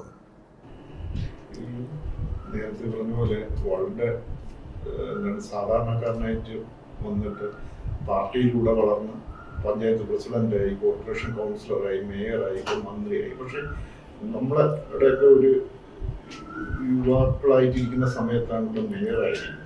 അപ്പോൾ അതിൽ ഭയങ്കര രസകരമായ സാധനം എന്ന് പറഞ്ഞാൽ പല കൗൺസിലും ഭൂരിപക്ഷം എന്ന് പറയുന്നത് ഒട്ടുമില്ല. 50-20 എപ്പോ വേണമെങ്കിലും ഈ കോർപ്പറേഷനില് LDF-ന്റെ ഭരണം എപ്പോ വേണമെങ്കിലും താഴെ വീഴും. പക്ഷെ എങ്ങനെയാണ് അത് നിലനിർത്തിയത്? അത് കൗൺസിലിൽ ഇപ്പോൾ BJP-ക്കാർ ചില വിഷയങ്ങൾ സപ്പോർട്ട് ചെയ്യുമായിരുന്നു, PDP ചില വിഷയങ്ങൾ സപ്പോർട്ട് ചെയ്യുമായിരുന്നു. അങ്ങനെയെല്ലാം ഒരു സർക്കസ് പോലെ അങ്ങോട്ട് പറഞ്ഞ കേട്ട കഥ എന്ന് പറഞ്ഞാൽ ആരെങ്കിലും ഒരാള് അവിശ്വാസ പ്രമേയം കൊണ്ടുവന്നാൽ അവർക്കെതിരായിട്ടുള്ള ആരെങ്കിലും കുറച്ച് പേരെടുത്ത് വരാതിരിക്കാൻ വേണ്ടി പറയും. അങ്ങനെ LDF-ന് ഭൂരിപക്ഷം കിട്ടും. അങ്ങനെ നമ്മളെ ഈ കഥകൾ ഉണ്ടാക്കാൻ വേണ്ടി വെള്ളം മിടുക്കന്മാരാണല്ലോ നമ്മുടെ നാട്ടിലുള്ളവർ. ഓരോരുത്തരെ പറ്റിയും അറിയാത്ത കഥകൾ പിന്നെ ഒരുപാട് പറയും. കഴിഞ്ഞ ദിവസം ഒരാൾ പറയുന്നു, പാർവതിയാനുള്ള പറഞ്ഞത്, പിന്നെ SK ഹോസ്പിറ്റൽ ഞാൻ മേയർഷിപ്പ് കഴിഞ്ഞിറങ്ങിയപ്പോൾ പറഞ്ഞത് തന്നെ, പാർവതിയുടെ അടുത്ത ക്ലോസ് ഫ്രണ്ട് ഇത് ചോദിക്കുന്നത് SK ഹോസ്പിറ്റലിൻ്റെ മോലാളിൻ്റെ പേര് ശിവൻകുട്ടി എന്നാണ്. ഹോസ്പിറ്റലൊക്കെ നേരെ പോകുന്നുണ്ടോ? SK ഹോസ്പിറ്റൽ നമ്മുടെ എന്നാണ് പറയുന്നത്. അതേപോലെ വേറൊരു പ്രവർത്തകരുടെ പേര് ഞാൻ പറയുന്നില്ല. ആ ശിവൻകുട്ടി തന്നെ പിന്നെ യൂണിവേഴ്സിറ്റി കോളേജിലിട്ട് കോൺകേസുകാർ കുത്തി വയറ് കീറി കുടൽമാല തറയെ വീണിന് അതെടുത്ത് ഇങ്ങനെ തിരിച്ച് ശിവൻകുട്ടി ഉണ്ടായി തിരിച്ച് വയറ്റിനകത്താക്കി കയറ്റി വെച്ച്. അങ്ങനെ ഒരു സംഭവം ഉണ്ടായിട്ടില്ല. എന്നെ ആരും അങ്ങനെ കുത്തിയിട്ടുമില്ല, അടിച്ചിട്ടുമില്ല. പിന്നെ വലിയ ഗുണ്ടാണെന്ന് പറയും. ഞാൻ ഇന്ന് വരെ ഒരു ഈച്ചയെ പോലും കൊന്നിട്ടേ ഇല്ല, ഒരാളുടെ പോലും അടിവിടാൻ പോയിട്ടേ ഇല്ല. എന്നെ ഒരു ഗുണ്ടകളും അടിച്ചിട്ടുമില്ല. പിന്നെ പോലീസിൽ നിന്നെല്ലാം കുറച്ച് അടിയെല്ലാം വാങ്ങിയിട്ടുണ്ടോ എന്ന് മാത്രമേ ഉള്ളൂ. അപ്പോൾ പറഞ്ഞ് പരത്തുന്നതിന് വേണ്ടി എളുപ്പമാണ്. എന്തെങ്കിലും ഒരു കാര്യം മതി, അങ്ങ് പറഞ്ഞങ്ങ് പരത്തി ആളാവാം. PG അച്ചടക്ക നടപടി ഉണ്ടായ സമയത്തൊന്നും ഒരൊറ്റ അക്ഷരം വേണ്ടിയിട്ടില്ലല്ലോ പാർട്ടിക്കെതിരായിട്ട്. PG ഏത് കാലഘട്ടത്തിലും അച്ചടക്ക നടപടിയായിരുന്നാലും സംസ്ഥാന കമ്മിറ്റി എടുത്താലും സെൻട്രൽ കമ്മിറ്റി എടുത്താലും PGയുടെ പുസ്തകങ്ങളും വായിച്ചുകൊണ്ട് ഇങ്ങനെ നടക്കും. അതും അത്തരം കാര്യങ്ങളൊന്നും ഞങ്ങൾ സംസാരിക്കാറില്ല. വീട്ടിൽ സംസാരിക്കില്ല. വീട്ടിൽ രാഷ്ട്രീയ ചർച്ച ഒന്നും ഉണ്ടാവാറില്ല. രാവിലെ ഇപ്പോൾ PGയുടെ സഹോദരിയുടെ ഹസ്ബൻഡാണല്ലോ. PKV MP ആയിരുന്നപ്പോൾ വീട്ടിലാണ് താമസിച്ചിരുന്നത്. അപ്പോൾ രാവിലെ വരാന്തയിൽ PG ഒരു പേപ്പർ എടുത്ത് വെച്ചുകൊണ്ടിരിക്കും, ഞാനൊരു പേപ്പർ എടുത്ത് വെച്ചുകൊണ്ടിരിക്കും, PKV ഒരു പേപ്പർ എടുത്തുകൊണ്ടിരിക്കും. പത്രങ്ങൾ വായിക്കും. അവരുടെ ജോലി നോക്കി അങ്ങ് പോകും. അല്ല അവിടെ രാഷ്ട്രീയ ചർച്ചയൊന്നും ഉണ്ടാവാറില്ല. അതൊന്നും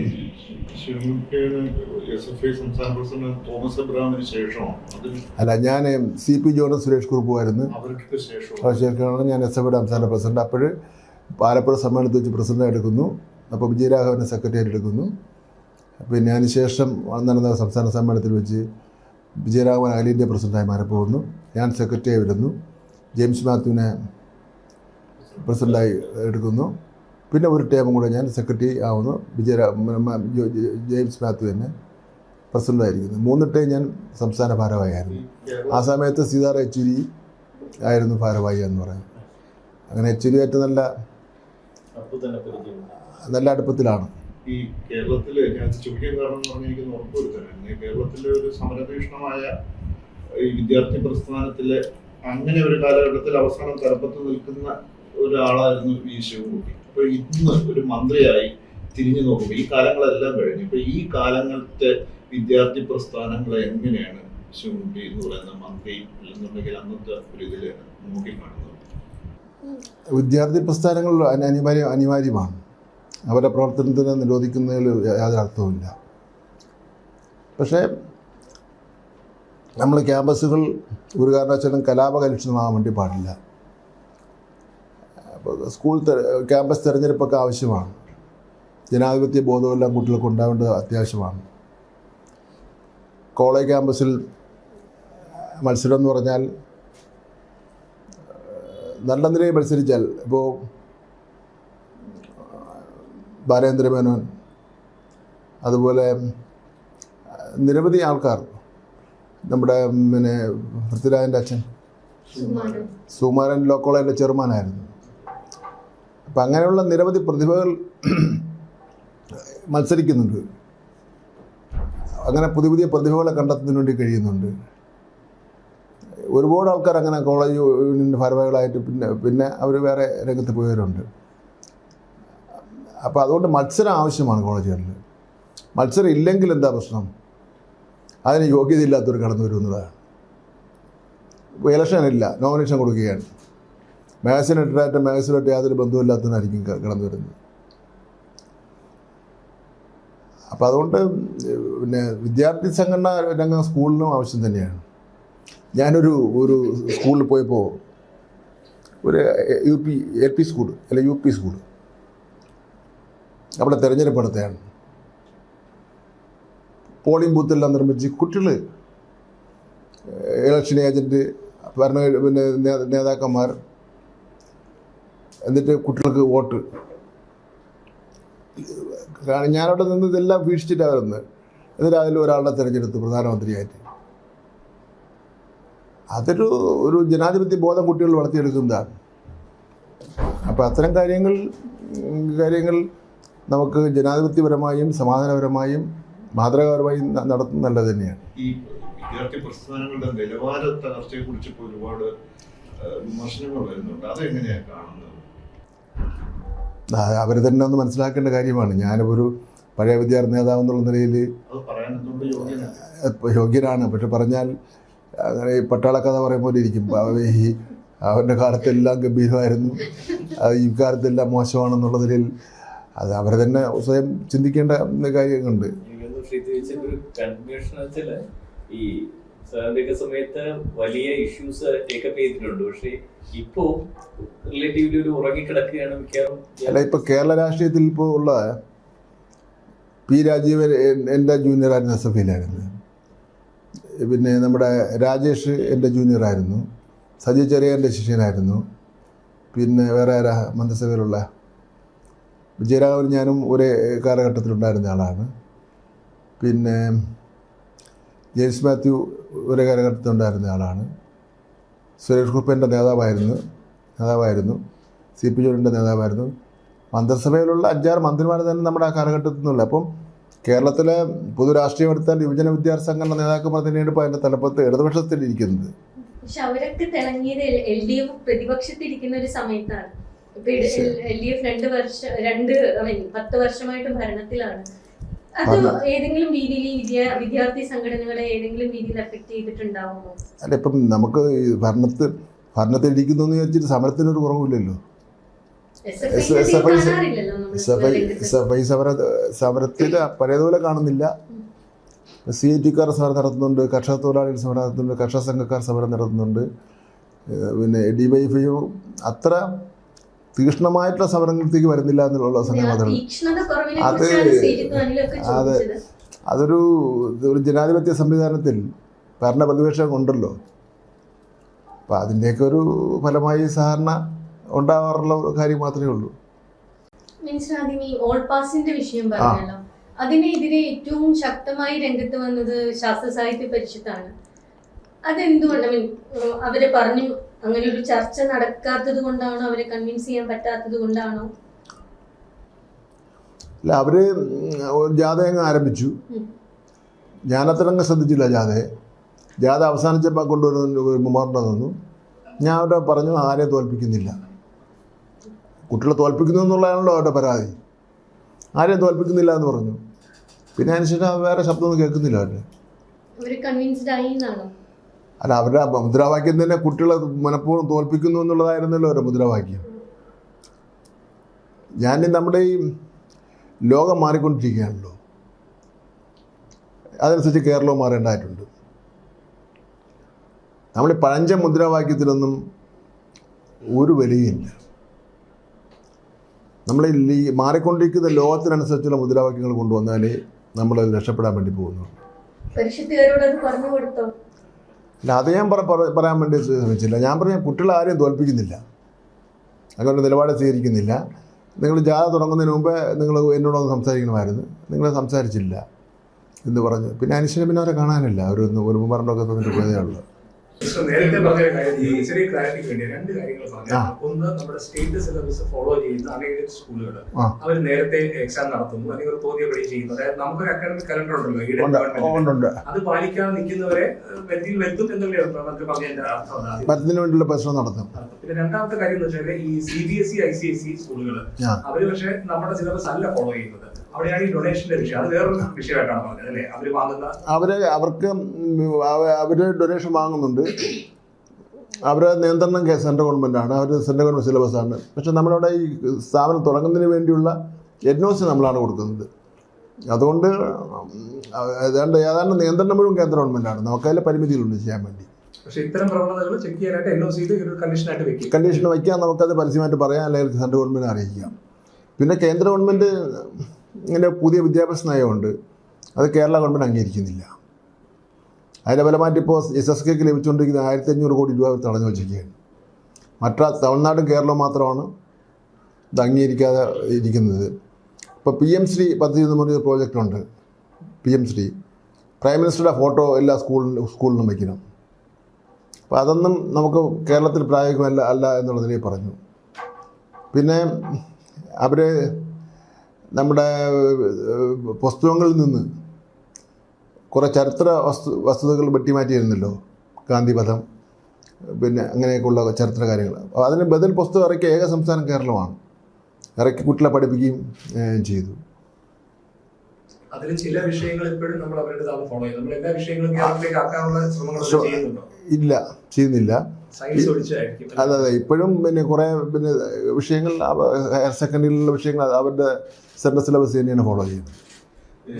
ഒന്നാം ക്ലാസ്സിലെ പ്രവേശനത്തിന്റെ ഏജിന്റെ കാര്യത്തിൽ മിനിസ്റ്റർ ക്ലാരിഫൈ ചെയ്തിട്ടുണ്ട്. ഇപ്പോഴും അവർക്കൊരു കൺഫ്യൂഷൻ ഉണ്ട്, അതെന്ത് ചെയ്യാൻ പറ്റും. ഒന്നാം ക്ലാസ്സിൽ ഇപ്പോൾ സെൻട്രൽ ഗവൺമെൻറ് 6 വയസ്സാണ്, നമ്മൾ 5 വയസ്സാണ് നമ്മൾ നിശ്ചയിച്ചിരിക്കുന്നത് പോകുന്നത്.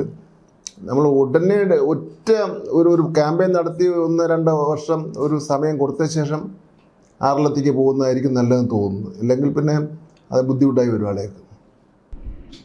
ഈ നേരത്തെ ഓൾ പാസിന്റെ കാര്യം പറഞ്ഞു, ആ. മിനിസ്റ്റർ അടുത്തത് ഈ സർക്കാരിന്റെ ഒരു വലിയ തീരുമാനം വരുന്നത് അധ്യാപക സംഘടനകളുടെ എതിർപ്പെല്ലാം ലംഘിച്ചുകൊണ്ട്. പക്ഷേ ഈ കുട്ടികൾ ഇത്തരത്തിൽ അവരുടെ നിലവാരം, പഠന നിലവാരം താഴുന്നതിന് പ്രധാന കാരണങ്ങളിലൊന്ന് അധ്യാപകന്റെ ഒരു പങ്കുണ്ട്. ഈ അധ്യാപകരുടെ ഗ്രേഡിംഗ് കൂടി ആ കാര്യത്തിൽ വരട്ടെ. അതാണ് ഞങ്ങൾ പറയുന്നത്. ഇപ്പോൾ നമ്മുടെ ഫണ്ടിൽ നല്ലൊരു ശതമാനം ഫണ്ട് അധ്യാപകരുടെ പുനർവിദ്യാഭ്യാസത്തിന് വേണ്ടി മാറ്റുകയാണ്. യഥാർത്ഥത്തിൽ 6 മാസത്തിലൊരിക്കൽ റീഫ്രഷ് ആയിട്ട് അധ്യാപകർക്ക് കൊടുക്കേണ്ടതായിട്ടുണ്ട്. അധ്യാപകരുടെ പിന്നെ ഒരു വിദ്യാഭ്യാസം തന്നെയാണ് ഏറ്റവും പ്രധാനപ്പെട്ട കാര്യം എന്ന് പറഞ്ഞാൽ. അല്ല അവരിപ്പോൾ ഉദാഹരണം നിങ്ങൾ എഴുതുമ്പോൾ അവരൊരു മോശപ്പെടുത്തി എഴുതിക്കളയില്ലേ. ഗവൺമെൻറ് സ്കൂളിലാണെങ്കിൽ PSCയുടെ ടെസ്റ്റ് എഴുതി വന്നവരാണല്ലോ.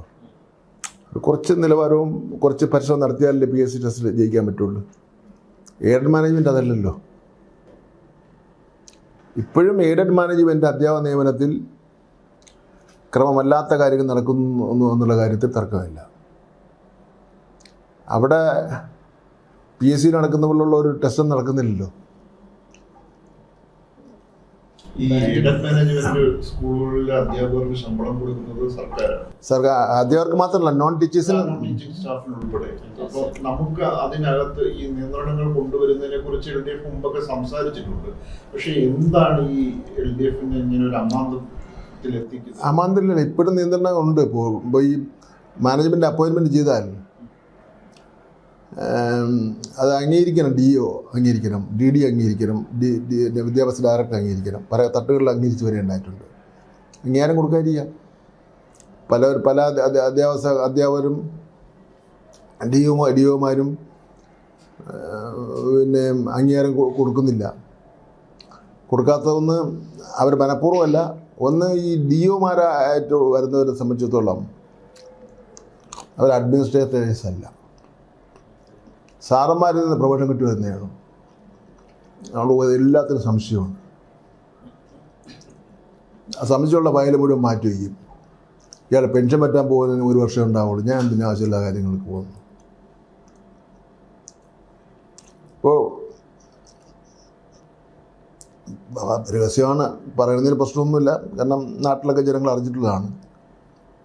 103 പോസ്കോ കേസുകൾ നമ്മുടെ കൈവശമുണ്ട്. ഞാൻ വന്ന ശേഷം അത് ഓരോ വർഷം തിരിച്ചെടുത്തിട്ടുണ്ട്. 103 ഇപ്പോൾ എടുത്തിട്ടുണ്ട്. 6 മാസമായത്, 7 മാസം, 1 വർഷം പ്രായമുള്ളത്, അങ്ങനെയൊക്കെ എടുത്തിട്ടുണ്ട്. പക്ഷേ നമുക്ക് കേരളം പോലുള്ള ഒരു സാംസ്കാരികപരമായി ഇത്രയും മുന്നിൽ നിൽക്കുന്ന ഒരു സംസ്ഥാനത്ത് ഒരിക്കലും അംഗീകരിക്കാൻ കഴിയാത്ത കാര്യങ്ങളാണ് ചെയ്തിരിക്കുന്നത്. അത് നടപടി സ്വീകരിക്കേണ്ടത് സസ്പെൻഷനാണ്, പോലീസ് കേസുമുണ്ട്. പോലീസ് കേസും കോടതി കേസും ഒക്കെ വേറെ നടന്നോട്ടെ. പക്ഷെ നമുക്ക് ഡിപ്പാർട്ട്മെൻറ്റിന് സ്ട്രോങ് ആയിട്ട് നടപടി വേണമല്ലോ. വേല ആവർത്തിക്കാതിരിക്കാൻ വേണ്ടിയുള്ള നടപടി വേണമല്ലോ. അപ്പോൾ അത് അപ്പോയിൻറ്റിങ് അതോറിറ്റിയാണ് ഡിസിപ്ലിനറി ആക്ഷൻ എടുക്കേണ്ടത്. അപ്പോയിൻറ്റിങ് അതോറിറ്റിക്ക് മുട്ടിടിയ. അത് നമുക്കിനി ഗവൺമെൻറ് ചെയ്യാൻ കഴിയുന്നത് എന്താ? മുട്ടിടിക്കുന്ന അപ്പോയിൻമെൻറ്റ് അതോറിറ്റിക്ക് പേരിൽ നടപടി സ്വീകരിക്കേണ്ടി വരും. ഞാൻ ഡീറ്റെയിൽസ് പറയുന്നില്ല. ഡീറ്റെയിൽസ് ഞാൻ പറയുന്നുണ്ട് ഒരു 2-3 മാസം കൊണ്ട് കഴിഞ്ഞാൽ. ഇത് ഒരു 2 മാസം മുമ്പ് നമ്മൾ സംസാരിച്ചത് പറഞ്ഞു. അതെ. അപ്പം ഈ അന്ന് പറഞ്ഞത് ഇതിന്റെ കണക്കെടുത്തോണ്ടിരിക്കുകയാണ്. അപ്പൊ അന്ന് ഞാൻ ചോദിച്ച ഒരു വിഷയം എന്ന് പറയുന്നത്, ഇത് എയ്ഡഡ് സ്കൂളുകളോ പ്രൈവറ്റ് സ്കൂളുകളിലാണോ അതോ ഗവൺമെന്റ് സ്കൂളുകളിലാണോ, എങ്ങനെ? എയ്ഡഡും ഗവൺമെന്റ് സ്കൂളും ഉണ്ട്, രണ്ടും ഉണ്ട്. ജെനുവിൻ അല്ലെങ്കിൽ പിന്നെ പോലീസ് കേസ് രജിസ്റ്റർ ചെയ്യില്ലല്ലോ, സസ്പെൻഡ് ചെയ്യില്ലല്ലോ. പിന്നെ ഒരു 5-6 മാസക്കാലം കഴിഞ്ഞാലേ നമ്മുടെ വീട്ടിലെ കുട്ടിയായിരുന്നാലും വേറൊരു കുട്ടിയായിരുന്നാലും പിന്നെ ഇതുകൊണ്ട് മുന്നോട്ട് പോകാൻ വേണ്ടി താല്പര്യം കാണിക്കില്ല. നമുക്കത് മാതൃകാപരമായി അത്തരം കാര്യങ്ങളിലേക്ക് പോകുന്നവന് മാതൃകാപരമായി അവൻ്റെ ജോലി നഷ്ടപ്പെടും എന്നുള്ള നിലയിൽ ഈ കാര്യങ്ങൾ പോയാൽ മാത്രമേ ശരിയാവുള്ളൂ. നമുക്ക് ഞെട്ടലുണ്ടാവുന്ന കാര്യമാണ് പിന്നെ ഉള്ളത്. ഈ അൺഎയ്ഡഡ് മാനേജ്മെന്റിനെതിരെയും ഒക്കെ പ്രൈവറ്റ് മാനേജ്മെന്റിനെതിരെ നേരത്തെ പറഞ്ഞ ഈ കലോത്സവം നടത്തുന്നതിലുള്ള ഇടപെടൽ, പരീക്ഷ, പിന്നെ പ്രവേശനത്തിലുള്ള ഇടപെടൽ, ഇതെല്ലാം തന്നെയും ഇവരുമായിട്ടുള്ള ഒരു ഏറ്റുമുട്ടലിലേക്ക് വീണ്ടും സർക്കാർ എത്തിക്കുകയല്ലേ ചെയ്യുന്നത്. ഈ രണ്ടാം തുടശ്ശേരി എന്നുള്ള ഒരു വിളിപ്പേര് കേൾപ്പിക്കുന്നതിലേക്കും കൂടി വരില്ലേ? ഇല്ല, ഗവൺമെൻറ് ഇവരായിട്ടൊന്ന് ഏറ്റുമുട്ടില്ല. ഇപ്പം എയ്ഡഡ് മാനേജ്മെൻറ്റ് നമ്മുടെ കുട്ടികളാണ് പഠിക്കുന്നത്. ഞാൻ ആ സമയമെടുത്തുകാരനാണ്. കുട്ടികളിൽ പകുതി കൂടുതൽ പഠിക്കുന്ന എയ്ഡഡ് മാനേജ്മെൻറ്റിലാണ്. ബാക്കിയുള്ളതാണ് ഗവൺമെൻറ് സ്കൂളിലുള്ളത്. ശമ്പളം കൊടുക്കുന്ന എയ്ഡഡ് മാനേജ്മെൻറ്റിൽ ഗവൺമെൻറ്റാണ്. അപ്പോൾ എയ്ഡഡ് മാനേജ്മെൻറ്റും ഗവൺമെൻറ് സ്കൂളിൽ നിന്നുള്ള വ്യത്യാസം കുട്ടികളുടെ കാര്യത്തിൽ നമുക്കില്ല. അപ്പോൾ അതുകൊണ്ട് അവരോട് അങ്ങനെ ഒരു ഏറ്റുമുട്ടലിനും തയ്യാറാകില്ല. എന്ന് മാത്രമല്ല, ഗവൺമെൻറ് സ്കൂളുകളിലെ നിലവാരം പൊതുവിൽ പിന്നെ ഇൻഫ്രാസ്ട്രക്ചർ മറ്റെല്ലാ കാര്യങ്ങളും വർദ്ധിച്ചതോടുകൂടിയും എയ്ഡഡ് മാനേജ്മെൻറ്റും അവർ സ്വന്തമായിട്ട് കയ്യിൽ നിന്ന് കാശ് മുടക്കി അവരുടെയും സ്കൂളുകൾ മെച്ചപ്പെടുത്താനുള്ള ശ്രമം നടത്തുന്നുണ്ട്. അപ്പോൾ അവിടെ പിന്നെ നമുക്കിനി എയ്ഡഡ് മാനേജ്മെൻറ്റൊന്നും അവസാനിപ്പിക്കാൻ വേണ്ടി പറ്റില്ലല്ലോ. അതൊരു യാഥാർത്ഥ്യമായി കഴിഞ്ഞ് ഞാൻ പറഞ്ഞ കുട്ടികൾ കൂടുതൽ പഠിക്കുന്ന അവിടെയാണ്. ഇപ്പോൾ എയ്ഡഡ് മാനേജ്മെൻറ്റിൻ്റെ സംഘടനകൾ എല്ലാ കാര്യങ്ങളിലും സഹകരിക്കുന്നുണ്ട്. പിന്നെ അവിടെ നടക്കുന്ന മറ്റ് കാര്യങ്ങളിലും നമുക്ക് ഇടപെടാൻ വേണ്ടിയുള്ള, കാരണം ഒരു സ്കൂൾ നടത്തിക്കൊണ്ട് പോകുന്നതിന് വേണ്ടിയും പ്രശ്നങ്ങളുണ്ടല്ലോ. ശമ്പളം കൊടുത്താൽ മാത്രം പോരല്ലോ. സർക്കാർ അധ്യാപകരുടെ കാര്യത്തിൽ അവരുടെ ഒരു കെട്ടുറപ്പ് അല്ലെങ്കിൽ അവരുടെ അധ്യാപക അസോസിയേഷൻസ് ചിലപ്പോഴെങ്കിലും ഗവൺമെന്റിനെ ഒരു ത്രെട്ടൺ ചെയ്യുന്ന ഒരവസ്ഥയിലേക്ക് പോകുന്നുണ്ടോ? അവരുടെ ഒരു മക്കടമുഷ്ടി നേരത്തെ ചോദിച്ചതുപോലെ പലപ്പോഴും അവര് തീരുമാനിക്കുക എന്റെ സമൂഹത്തിലേക്ക് പോകുന്നുണ്ടോ? അവര് എല്ലാ കാര്യങ്ങളും ഞങ്ങൾ അറിഞ്ഞുകൊണ്ടേ നടക്കാൻ പാടുള്ളൂ ചിന്തയൊക്കെ ഉണ്ടായിരുന്നു. അതൊക്കെ ഇപ്പോൾ മാറിയിട്ടുണ്ട്. അവരറിയേണ്ട കാര്യങ്ങൾ അവരറിയും. എനിക്ക് അവരുടെ തന്നെ ഒരു പരാതി, മുൻപ് പാർട്ടിയുടെ സൈഡിൽ നിന്നപ്പോ ശിവൻകുട്ടി എന്ന സമയത്ത് സംഘടനകൾക്ക് വേണ്ടിയിട്ട് സംസാരിക്കുമായിരുന്നു. ഇപ്പോഴത്തെ മന്ത്രി ആയി കഴിഞ്ഞപ്പോൾ സംഘടനകൾക്ക് വേണ്ടിയിട്ടല്ല സംസാരിക്കുന്നത്. ഞാൻ പറഞ്ഞല്ലോ, നമ്മൾ SFI ആയിരുന്നപ്പോൾ, സംസ്ഥാന സെക്രട്ടറിയും പ്രസിഡന്റും ആയിരുന്നപ്പോൾ അന്ന് അതിൻ്റെ മുദ്രാവാക്യം അതിൻ്റെ ഒരു നിലപാടാണ്. ഞാൻ കഴിഞ്ഞ ദിവസം കാർമൽ സ്കൂളിൽ പോയി. ഇപ്പം നമ്മളോടൊപ്പം ജീവിച്ചിരിപ്പില്ല മത്തായി ചാക്കോ. മത്തായി സെക്രട്ടറി, ഞാൻ പ്രസിഡന്റുമാണ്. അന്ന് ഈ അണ്ണയുടെ സ്കൂളിനെതിരായിട്ടുള്ള സമരമാണ്. അന്ന് ആ ഗേറ്റ് ചാടി കയറിപ്പോയി ഞങ്ങളെ പിടിച്ചുകൊണ്ട് പോലീസ് സ്റ്റേഷനിൽ ഇട്ട്, ഈ പേരുക്കട പോലീസ് സ്റ്റേഷനിൽ. അന്നുണ്ടായിരുന്ന ഒരു സിസ്റ്റർ ഇപ്പോഴും ജീവിച്ചിരിക്കുകയാണ്. ആ സിസ്റ്റർ നമ്മുടെ മേയർ അവിടെയാണ് പഠിച്ചത് 1 മുതൽ 10 വരെ. ഈ ഉമ്മൻചാണ്ടി സാറിൻ്റെ മകനും 1ാം ക്ലാസ് 2ാം ക്ലാസ് അവിടെയാണ് പഠിച്ചത്. അപ്പോൾ അവരോട് ഭാഷത്തിൽ പോയപ്പോൾ അവരോട് പറഞ്ഞു, ശിവൻകുട്ടി പണ്ട് ഇവിടെ നമ്മൾ ഗേറ്റൊക്കെ ചാടി കയറിയിരുന്നു. അത് അന്നത്തെ ഒരു കാലം. അത് ശരിയാ, പഞ്ചായത്ത് പ്രസിഡൻ്റായപ്പോൾ വേറൊരു രീതിയിലാണല്ലോ കാര്യം നടത്തിക്കൊണ്ട് പോകേണ്ടത്. അത് അന്ന് പഞ്ചായത്ത് പ്രസിഡൻറ്റിൻ്റെ ഉത്തരവാദിത്വം ആ ഉൾപ്പെട്ടുണ്ടാകും. പിന്നെ പോയത് നിങ്ങളായിരുന്നാലും ഇപ്പം പത്രപ്രവർത്തകനാണ്. നിങ്ങളിപ്പോൾ തിരഞ്ഞെടുപ്പ് മത്സരിച്ച് കഴിഞ്ഞാൽ ഇന്നിപ്പോൾ എഴുതിക്കൊണ്ടിരിക്കുന്ന എതിരായിട്ടുള്ള പ്രസംഗിക്കേണ്ടി വരുന്നത്. അതിനുശേഷം തിരുവനന്തപുരം കോർപ്പറേഷൻ മേയറായിരുന്നപ്പോൾ അപ്പോഴാണ് എനിക്ക് ഈ ഭരണ സംവിധാനത്തെ സംബന്ധിച്ചിടത്തോളം നമുക്കൊരു പരിജ്ഞാനം കിട്ടുന്നത് താഴെക്കടയിൽ നിന്ന് വരുമ്പോഴാണ് കിട്ടുന്നത്. ഇത് പഞ്ചായത്ത് പ്രസിഡൻ്റായിരിക്കുമ്പോൾ കിട്ടും, മേയറായിരിക്കുമ്പോൾ കിട്ടും. ഞാൻ തിരുവനന്തപുരത്ത് ആദ്യത്തെ എക്സിക്യൂട്ടീവ് മേയർ ഞാനാണ്.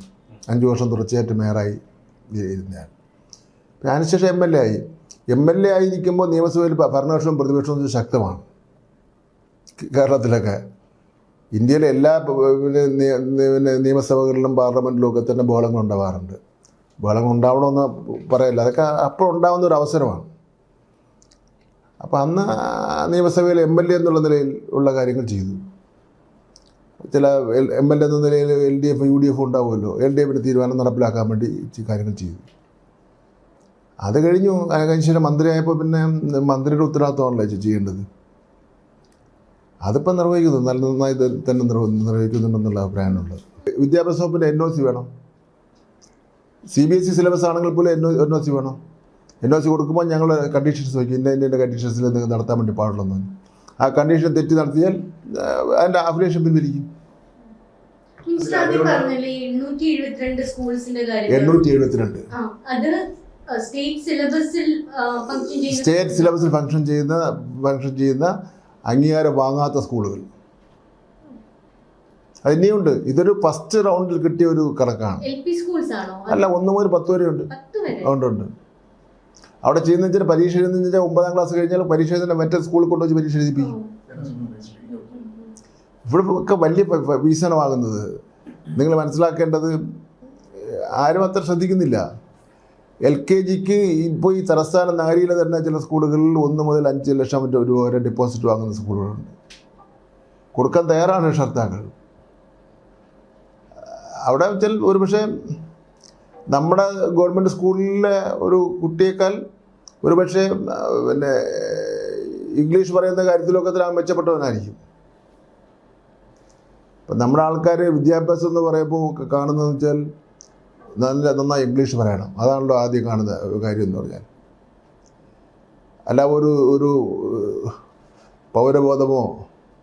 ഇപ്പോൾ ഇവിടെ എഞ്ചിനീയറിംഗ് പാസ്സായി ഇറങ്ങിയ വിദ്യാർത്ഥികൾ, MBBS പാസ്സായി ഇറങ്ങിയ വിദ്യാർത്ഥികൾ, ലാസ്റ്റ് ഗ്രേഡ് ജീവനക്കാർക്ക് കിട്ടുന്ന ശമ്പളം പോലും ഈ ആശുപത്രിയിൽ നിന്ന് കിട്ടുന്നില്ലല്ലോ. ഞാൻ ലേബർ മിനിസ്റ്റർ കൂടെയാണ്. മിനിമം വേതനം എനിക്കറിയാവുന്നതുകൊണ്ട് ഞാൻ പറയാൻ. പല ഡോക്ടേഴ്സിനോട് നമ്മൾ ചോദിക്കാറുണ്ട്, അതൊക്കെ എത്ര രൂപ. ഇപ്പോൾ ഞങ്ങൾ ട്രെയിനിങ് ആണ്, 20,000 രൂപ കിട്ടും. ഒരു എത്ര ലക്ഷം രൂപ മുടക്കിയിട്ടാണ് പാസ്സായി ഇറങ്ങിയിട്ടുള്ളത്. അപ്പോൾ അതുകൊണ്ട് ഈ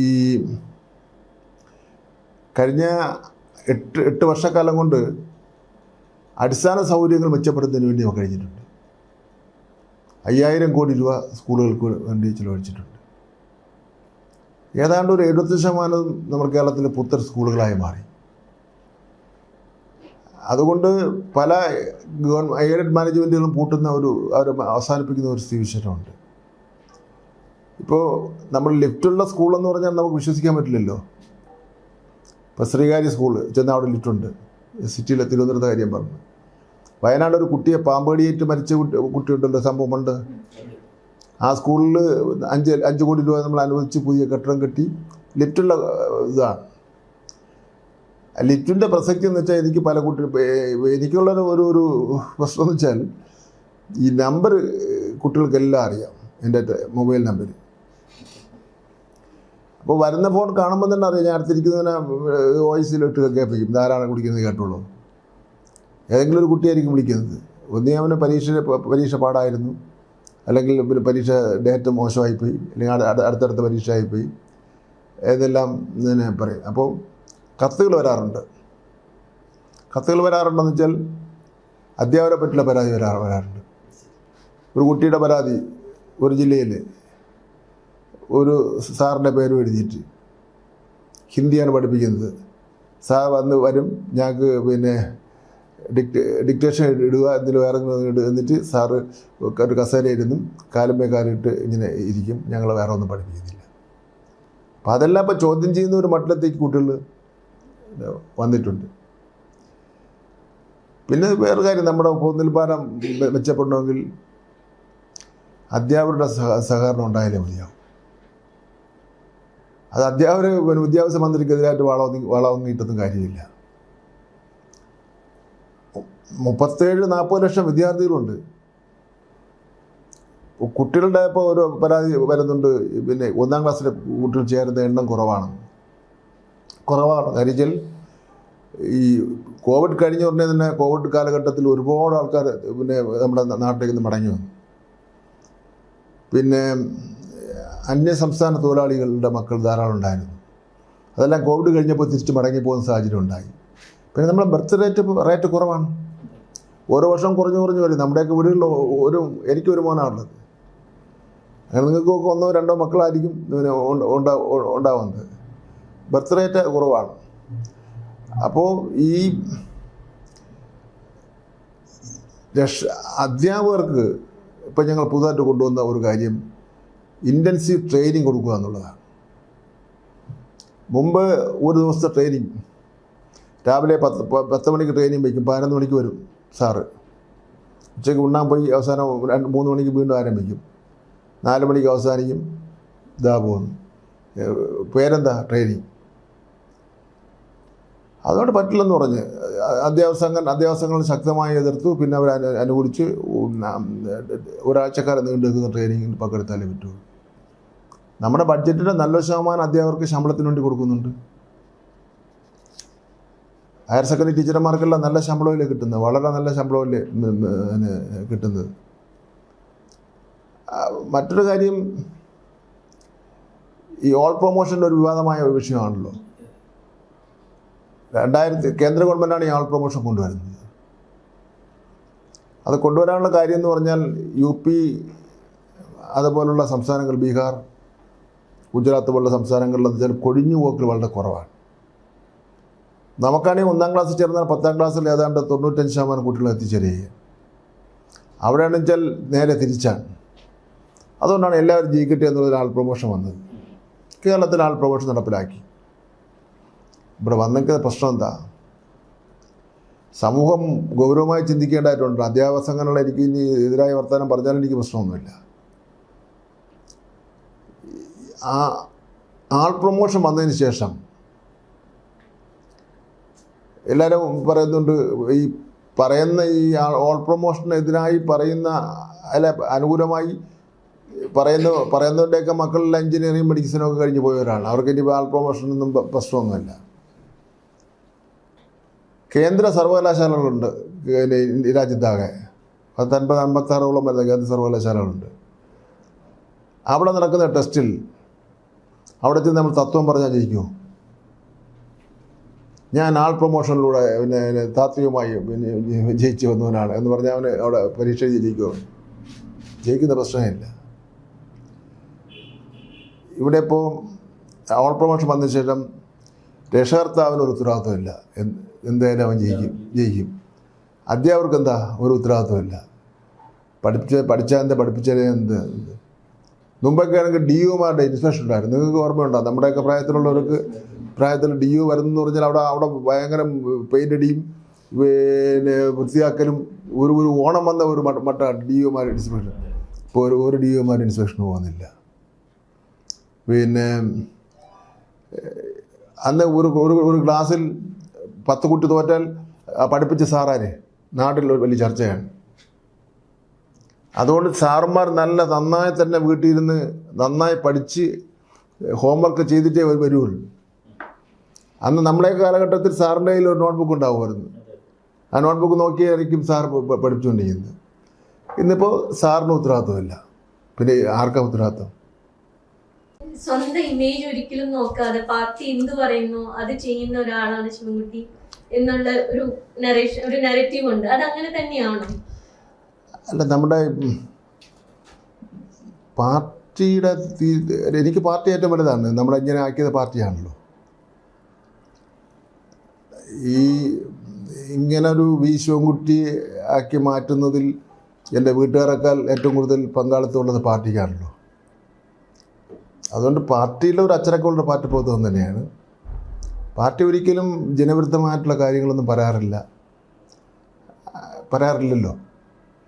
അപ്പം അതുകൊണ്ട് പാർട്ടി അച്ചടക്കവും കാര്യങ്ങളൊക്കെ ഞാൻ പാലിച്ചുകൊണ്ടാണ് മുന്നോട്ട് പോകുന്നത്. ഇതുവരെ പാർട്ടിക്കകത്ത് എനിക്കൊരു അച്ചടക്ക നടപടിയും ഉണ്ടായിട്ടില്ല. കേരളത്തിലെ തൊഴിൽ സമരങ്ങൾ ഇപ്പൊ കുറച്ച് നാൾ വളരെ കുറവാണ്. അതിന്റെ കാരണം കേരളത്തിലെ തൊഴിൽ സാഹചര്യം നന്നായി എന്നുള്ളത് കൊണ്ടാണ്? തീർച്ചയായിട്ടും. അതായത് CPM-ന് മുതലാളിമാരോട് പണ്ടുള്ള ശത്രുത ഇപ്പൊ ഇല്ലാത്തത് കൊണ്ടാണ്. അതായത് ഇപ്പോൾ തൊഴിലാളികളുടെ ഒരു പുതിയൊരു ബോധം വന്നിട്ടുണ്ട്. ചുവരുണ്ടെങ്കിലേ ചിത്രം എഴുതാൻ വേണ്ടി പറ്റുള്ളൂ.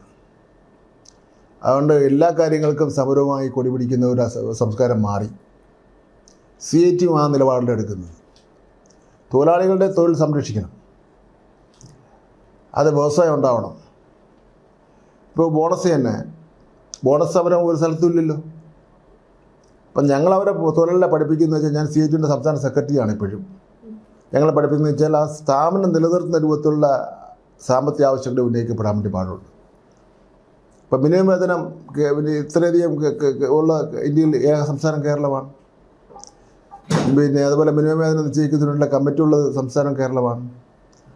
അപ്പം അതുകൊണ്ട് പൊതുവിൽ പിന്നെ സമരങ്ങൾ കുറവാണ്. പിന്നെ നമ്മുടെ ഒരു സാമ്പത്തിക സ്ഥിതിയും വളരെ മോശമാണല്ലോ. അതും നാട്ടിലെല്ലാവർക്കും ബോധ്യമുള്ള കാര്യമാണ്. ഇപ്പം ചുമട്ടുതൊഴിലാളികൾ പണ്ട് ഇവിടെ ചാലിൽ കയറിയാൽ അവിടെ എല്ലാ കടകളുടെ മുമ്പിൽ ചുവന്ന കൊടി ഉണ്ടാവും. ഇപ്പം മുതലാളിയെ സഹായിക്കുന്ന നിലപാടാണ് തൊഴിലാളി ഇപ്പോൾ എടുത്തുകൊണ്ടിരിക്കുന്നത്. CPM പണ്ട് ഈ മുതലാളിമാരെ ഒരു ശത്രുതാപരമായി കണ്ടുകൊണ്ടിരുന്ന ഒരു സമീപനമായിരുന്നു ഒരു കാലത്ത് ഉണ്ടായിരുന്നത്. അതിൽ നിന്ന് ഇപ്പോഴേ ഈ ഒരു മാറ്റം ഉണ്ടല്ലോ, അതെന്തുകൊണ്ടാണ് ഈ ഒരു മാറ്റം? അന്ന് ഞങ്ങൾക്കൊരു ശത്രുതയില്ല. വെറുതെ ഈ പിന്നെ നമ്മുടെ ആൾക്കാർ പറഞ്ഞ കുറച്ച് പിന്നെ ഞങ്ങൾ തൊഴിലാളി വർഗ പാർട്ടിയും മറ്റവരെല്ലാം മുതലാളി വർഗ പാർട്ടി എന്ന് പറഞ്ഞ പോലെ അങ്ങനെ ആൾക്കാർ പറയുന്നതാ. ഞങ്ങൾക്കെന്താ ശത്രുത? ഒരു ശത്രുതയില്ല. ഇപ്പോഴേ പിന്നെ പല ബിസിനസ്സുകാർ പറയുന്നുണ്ട് ചിലപ്പോൾ കാര്യമൊന്നും നടക്കില്ല CPM സമീപിച്ചാൽ. ചിലപ്പോൾ നടക്കാൻ പറ്റാത്ത കാര്യമായിരിക്കും. പക്ഷേ കാര്യം നടന്നില്ലെങ്കിൽ വേറെ ചില ആൾക്കാരെ വേറെ രൂപത്തിൽ കണ്ടു കഴിഞ്ഞാൽ ഒരു കാര്യം നടക്കും, വേറെ പാർട്ടിക്കാരെ എന്നൊക്കെ പറയുന്നവരുണ്ട്. അതുകൊണ്ട് പിന്നെ ഇപ്പോൾ നമ്മുടെ ഗവൺമെൻറ് ഭരിക്കുമ്പോൾ അത്തരം സ്ഥാപനങ്ങളെല്ലാം ഞങ്ങൾ സഹായിക്കുന്ന നിലപാട് എടുത്തിട്ടുള്ളത്. ഇപ്പം തന്നെ ഏറ്റവും കൂടുതൽ ചെറുകിട വ്യവസായം ആരംഭിച്ച് ഇപ്പോൾ P. രാജീവ് മുൻകൈ എടുത്ത് നമ്മുടെ സമയത്താണല്ലോ. ഇപ്പോൾ ബിൽഡേഴ്സിൻ്റെ വിഷയം ഞങ്ങൾ ഇടപെട്ടിട്ടാണല്ലോ അവരുടെ പ്രശ്നങ്ങളുടെ തീർത്തുകൊണ്ടിരിക്കുന്നത്. അപ്പോൾ ഈ പിന്നെ വ്യവസായ സ്ഥാപനങ്ങളും അത്തരം പിന്നെ കാര്യങ്ങളും അതുപോലെ സമ്പദ്ഘടന ഏറ്റവും പ്രധാനമായിട്ട് നിയന്ത്രിക്കുകയാണ്. അപ്പോൾ അതുകൊണ്ട് അവർക്ക് ആവശ്യമായ താങ്ങ് കൊടുക്കേണ്ടതായിട്ടുണ്ട്. ഇപ്പം ബോണസ് ചർച്ച സാധാരണഗതിയിൽ ഞാനിപ്പോൾ 3 ബോണസ് ചർച്ചയിൽ പങ്കെടുത്തതാണ്. കയറ് കശുവണ്ടിയൊന്നും ബോണസ് ചർച്ച തീരില്ല, സമരമാണ്. അപ്പോൾ അതെല്ലാം തീരുന്ന ഒരു മട്ടിലെത്തേക്ക് വന്നിട്ടുണ്ട്. അപ്പം ഞങ്ങൾക്ക് പണ്ട് ശത്രുതയില്ലായിരുന്നു. ഞങ്ങൾ ശത്രുക്കളാണെന്ന് വരുത്തി തീർക്കാൻ വേണ്ടി ആളുകളെ ശ്രമിച്ചിട്ടുള്ളത് മാത്രമേ ഉള്ളൂ. അത് പൂർണ്ണമായി തീർന്നിട്ടില്ല, ഇപ്പോഴും ഉണ്ട്. ഈ കഴിഞ്ഞ 5-6 മാസങ്ങൾക്ക് മുമ്പാണ് സ്റ്റാച്യൂവിൽ ഒരു പ്രശ്നമുണ്ടായി. 12 തൊഴിലാളികളെ ഞാൻ നേരിട്ട് ഇടപെട്ട് സസ്പെൻഡ് ചെയ്യിപ്പിച്ചു. 1 മാസം പുറത്ത് നിർത്തി. അത് കേരളത്തിലാകെ അവർക്കൊരു ഇൻറ്റിമേഷനായിരുന്നു. അപ്പോൾ അതുകൊണ്ട് നോക്കൂലി കുറഞ്ഞിട്ടുണ്ട്. എന്നാൽ നമ്മൾ ശ്രദ്ധയിൽപ്പെടാത്ത ചില സ്ഥലങ്ങൾ നടക്കുന്നുണ്ട്.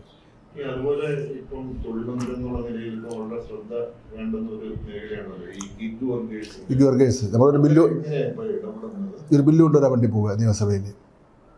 രാജസ്ഥാനിലൊരു ബില്ലുണ്ട്, കേരളത്തിൻ്റെ ബില്ല് കൊണ്ടുവരാൻ വേണ്ടി പോവുക. 20,000-ഓളം വരുന്ന ഗിഗ് വർക്കേഴ്സ് ഉണ്ട്, ബോയ്സ് ആൻഡ് ഗേൾസ്.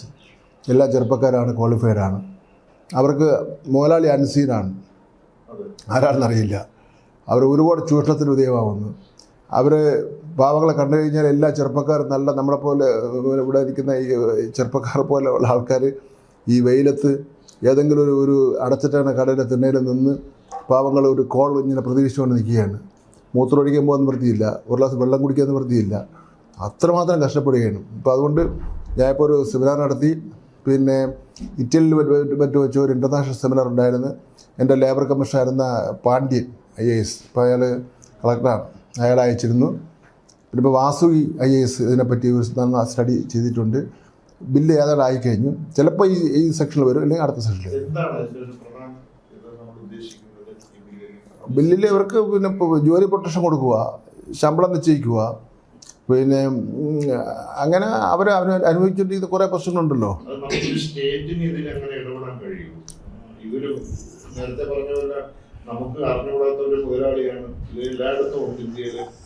അല്ല, അതിപ്പം പിന്നെ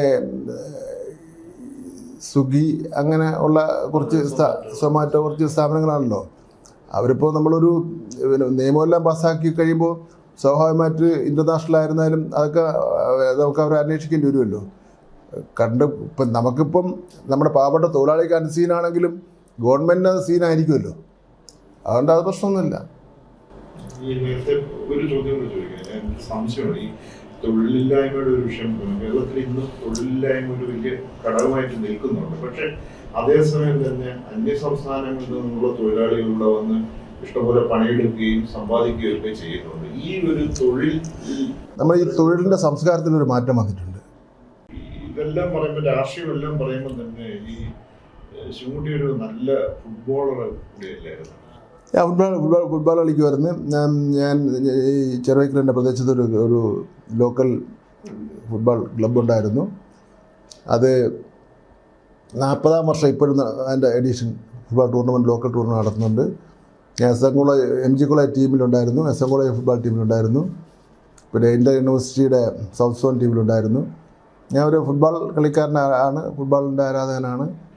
അങ്ങനെയൊക്കെ കളിച്ചിരുന്നവർ പറയുന്നത് ഈ യൂണിവേഴ്സിറ്റി കോളേജിൽ അവർ വൈകിട്ട് കളിച്ചുകൊണ്ടിരിക്കുമ്പോൾ കൂടെ വന്നിട്ട് ഒരുപാട് ഫൗളിംഗ് ആയിരുന്നു എന്ന് പറയുന്നത്. അതൊക്കെ ഞാൻ നേരത്തെ പിന്നെ കുടലിൻ്റെ കാര്യം പറഞ്ഞു.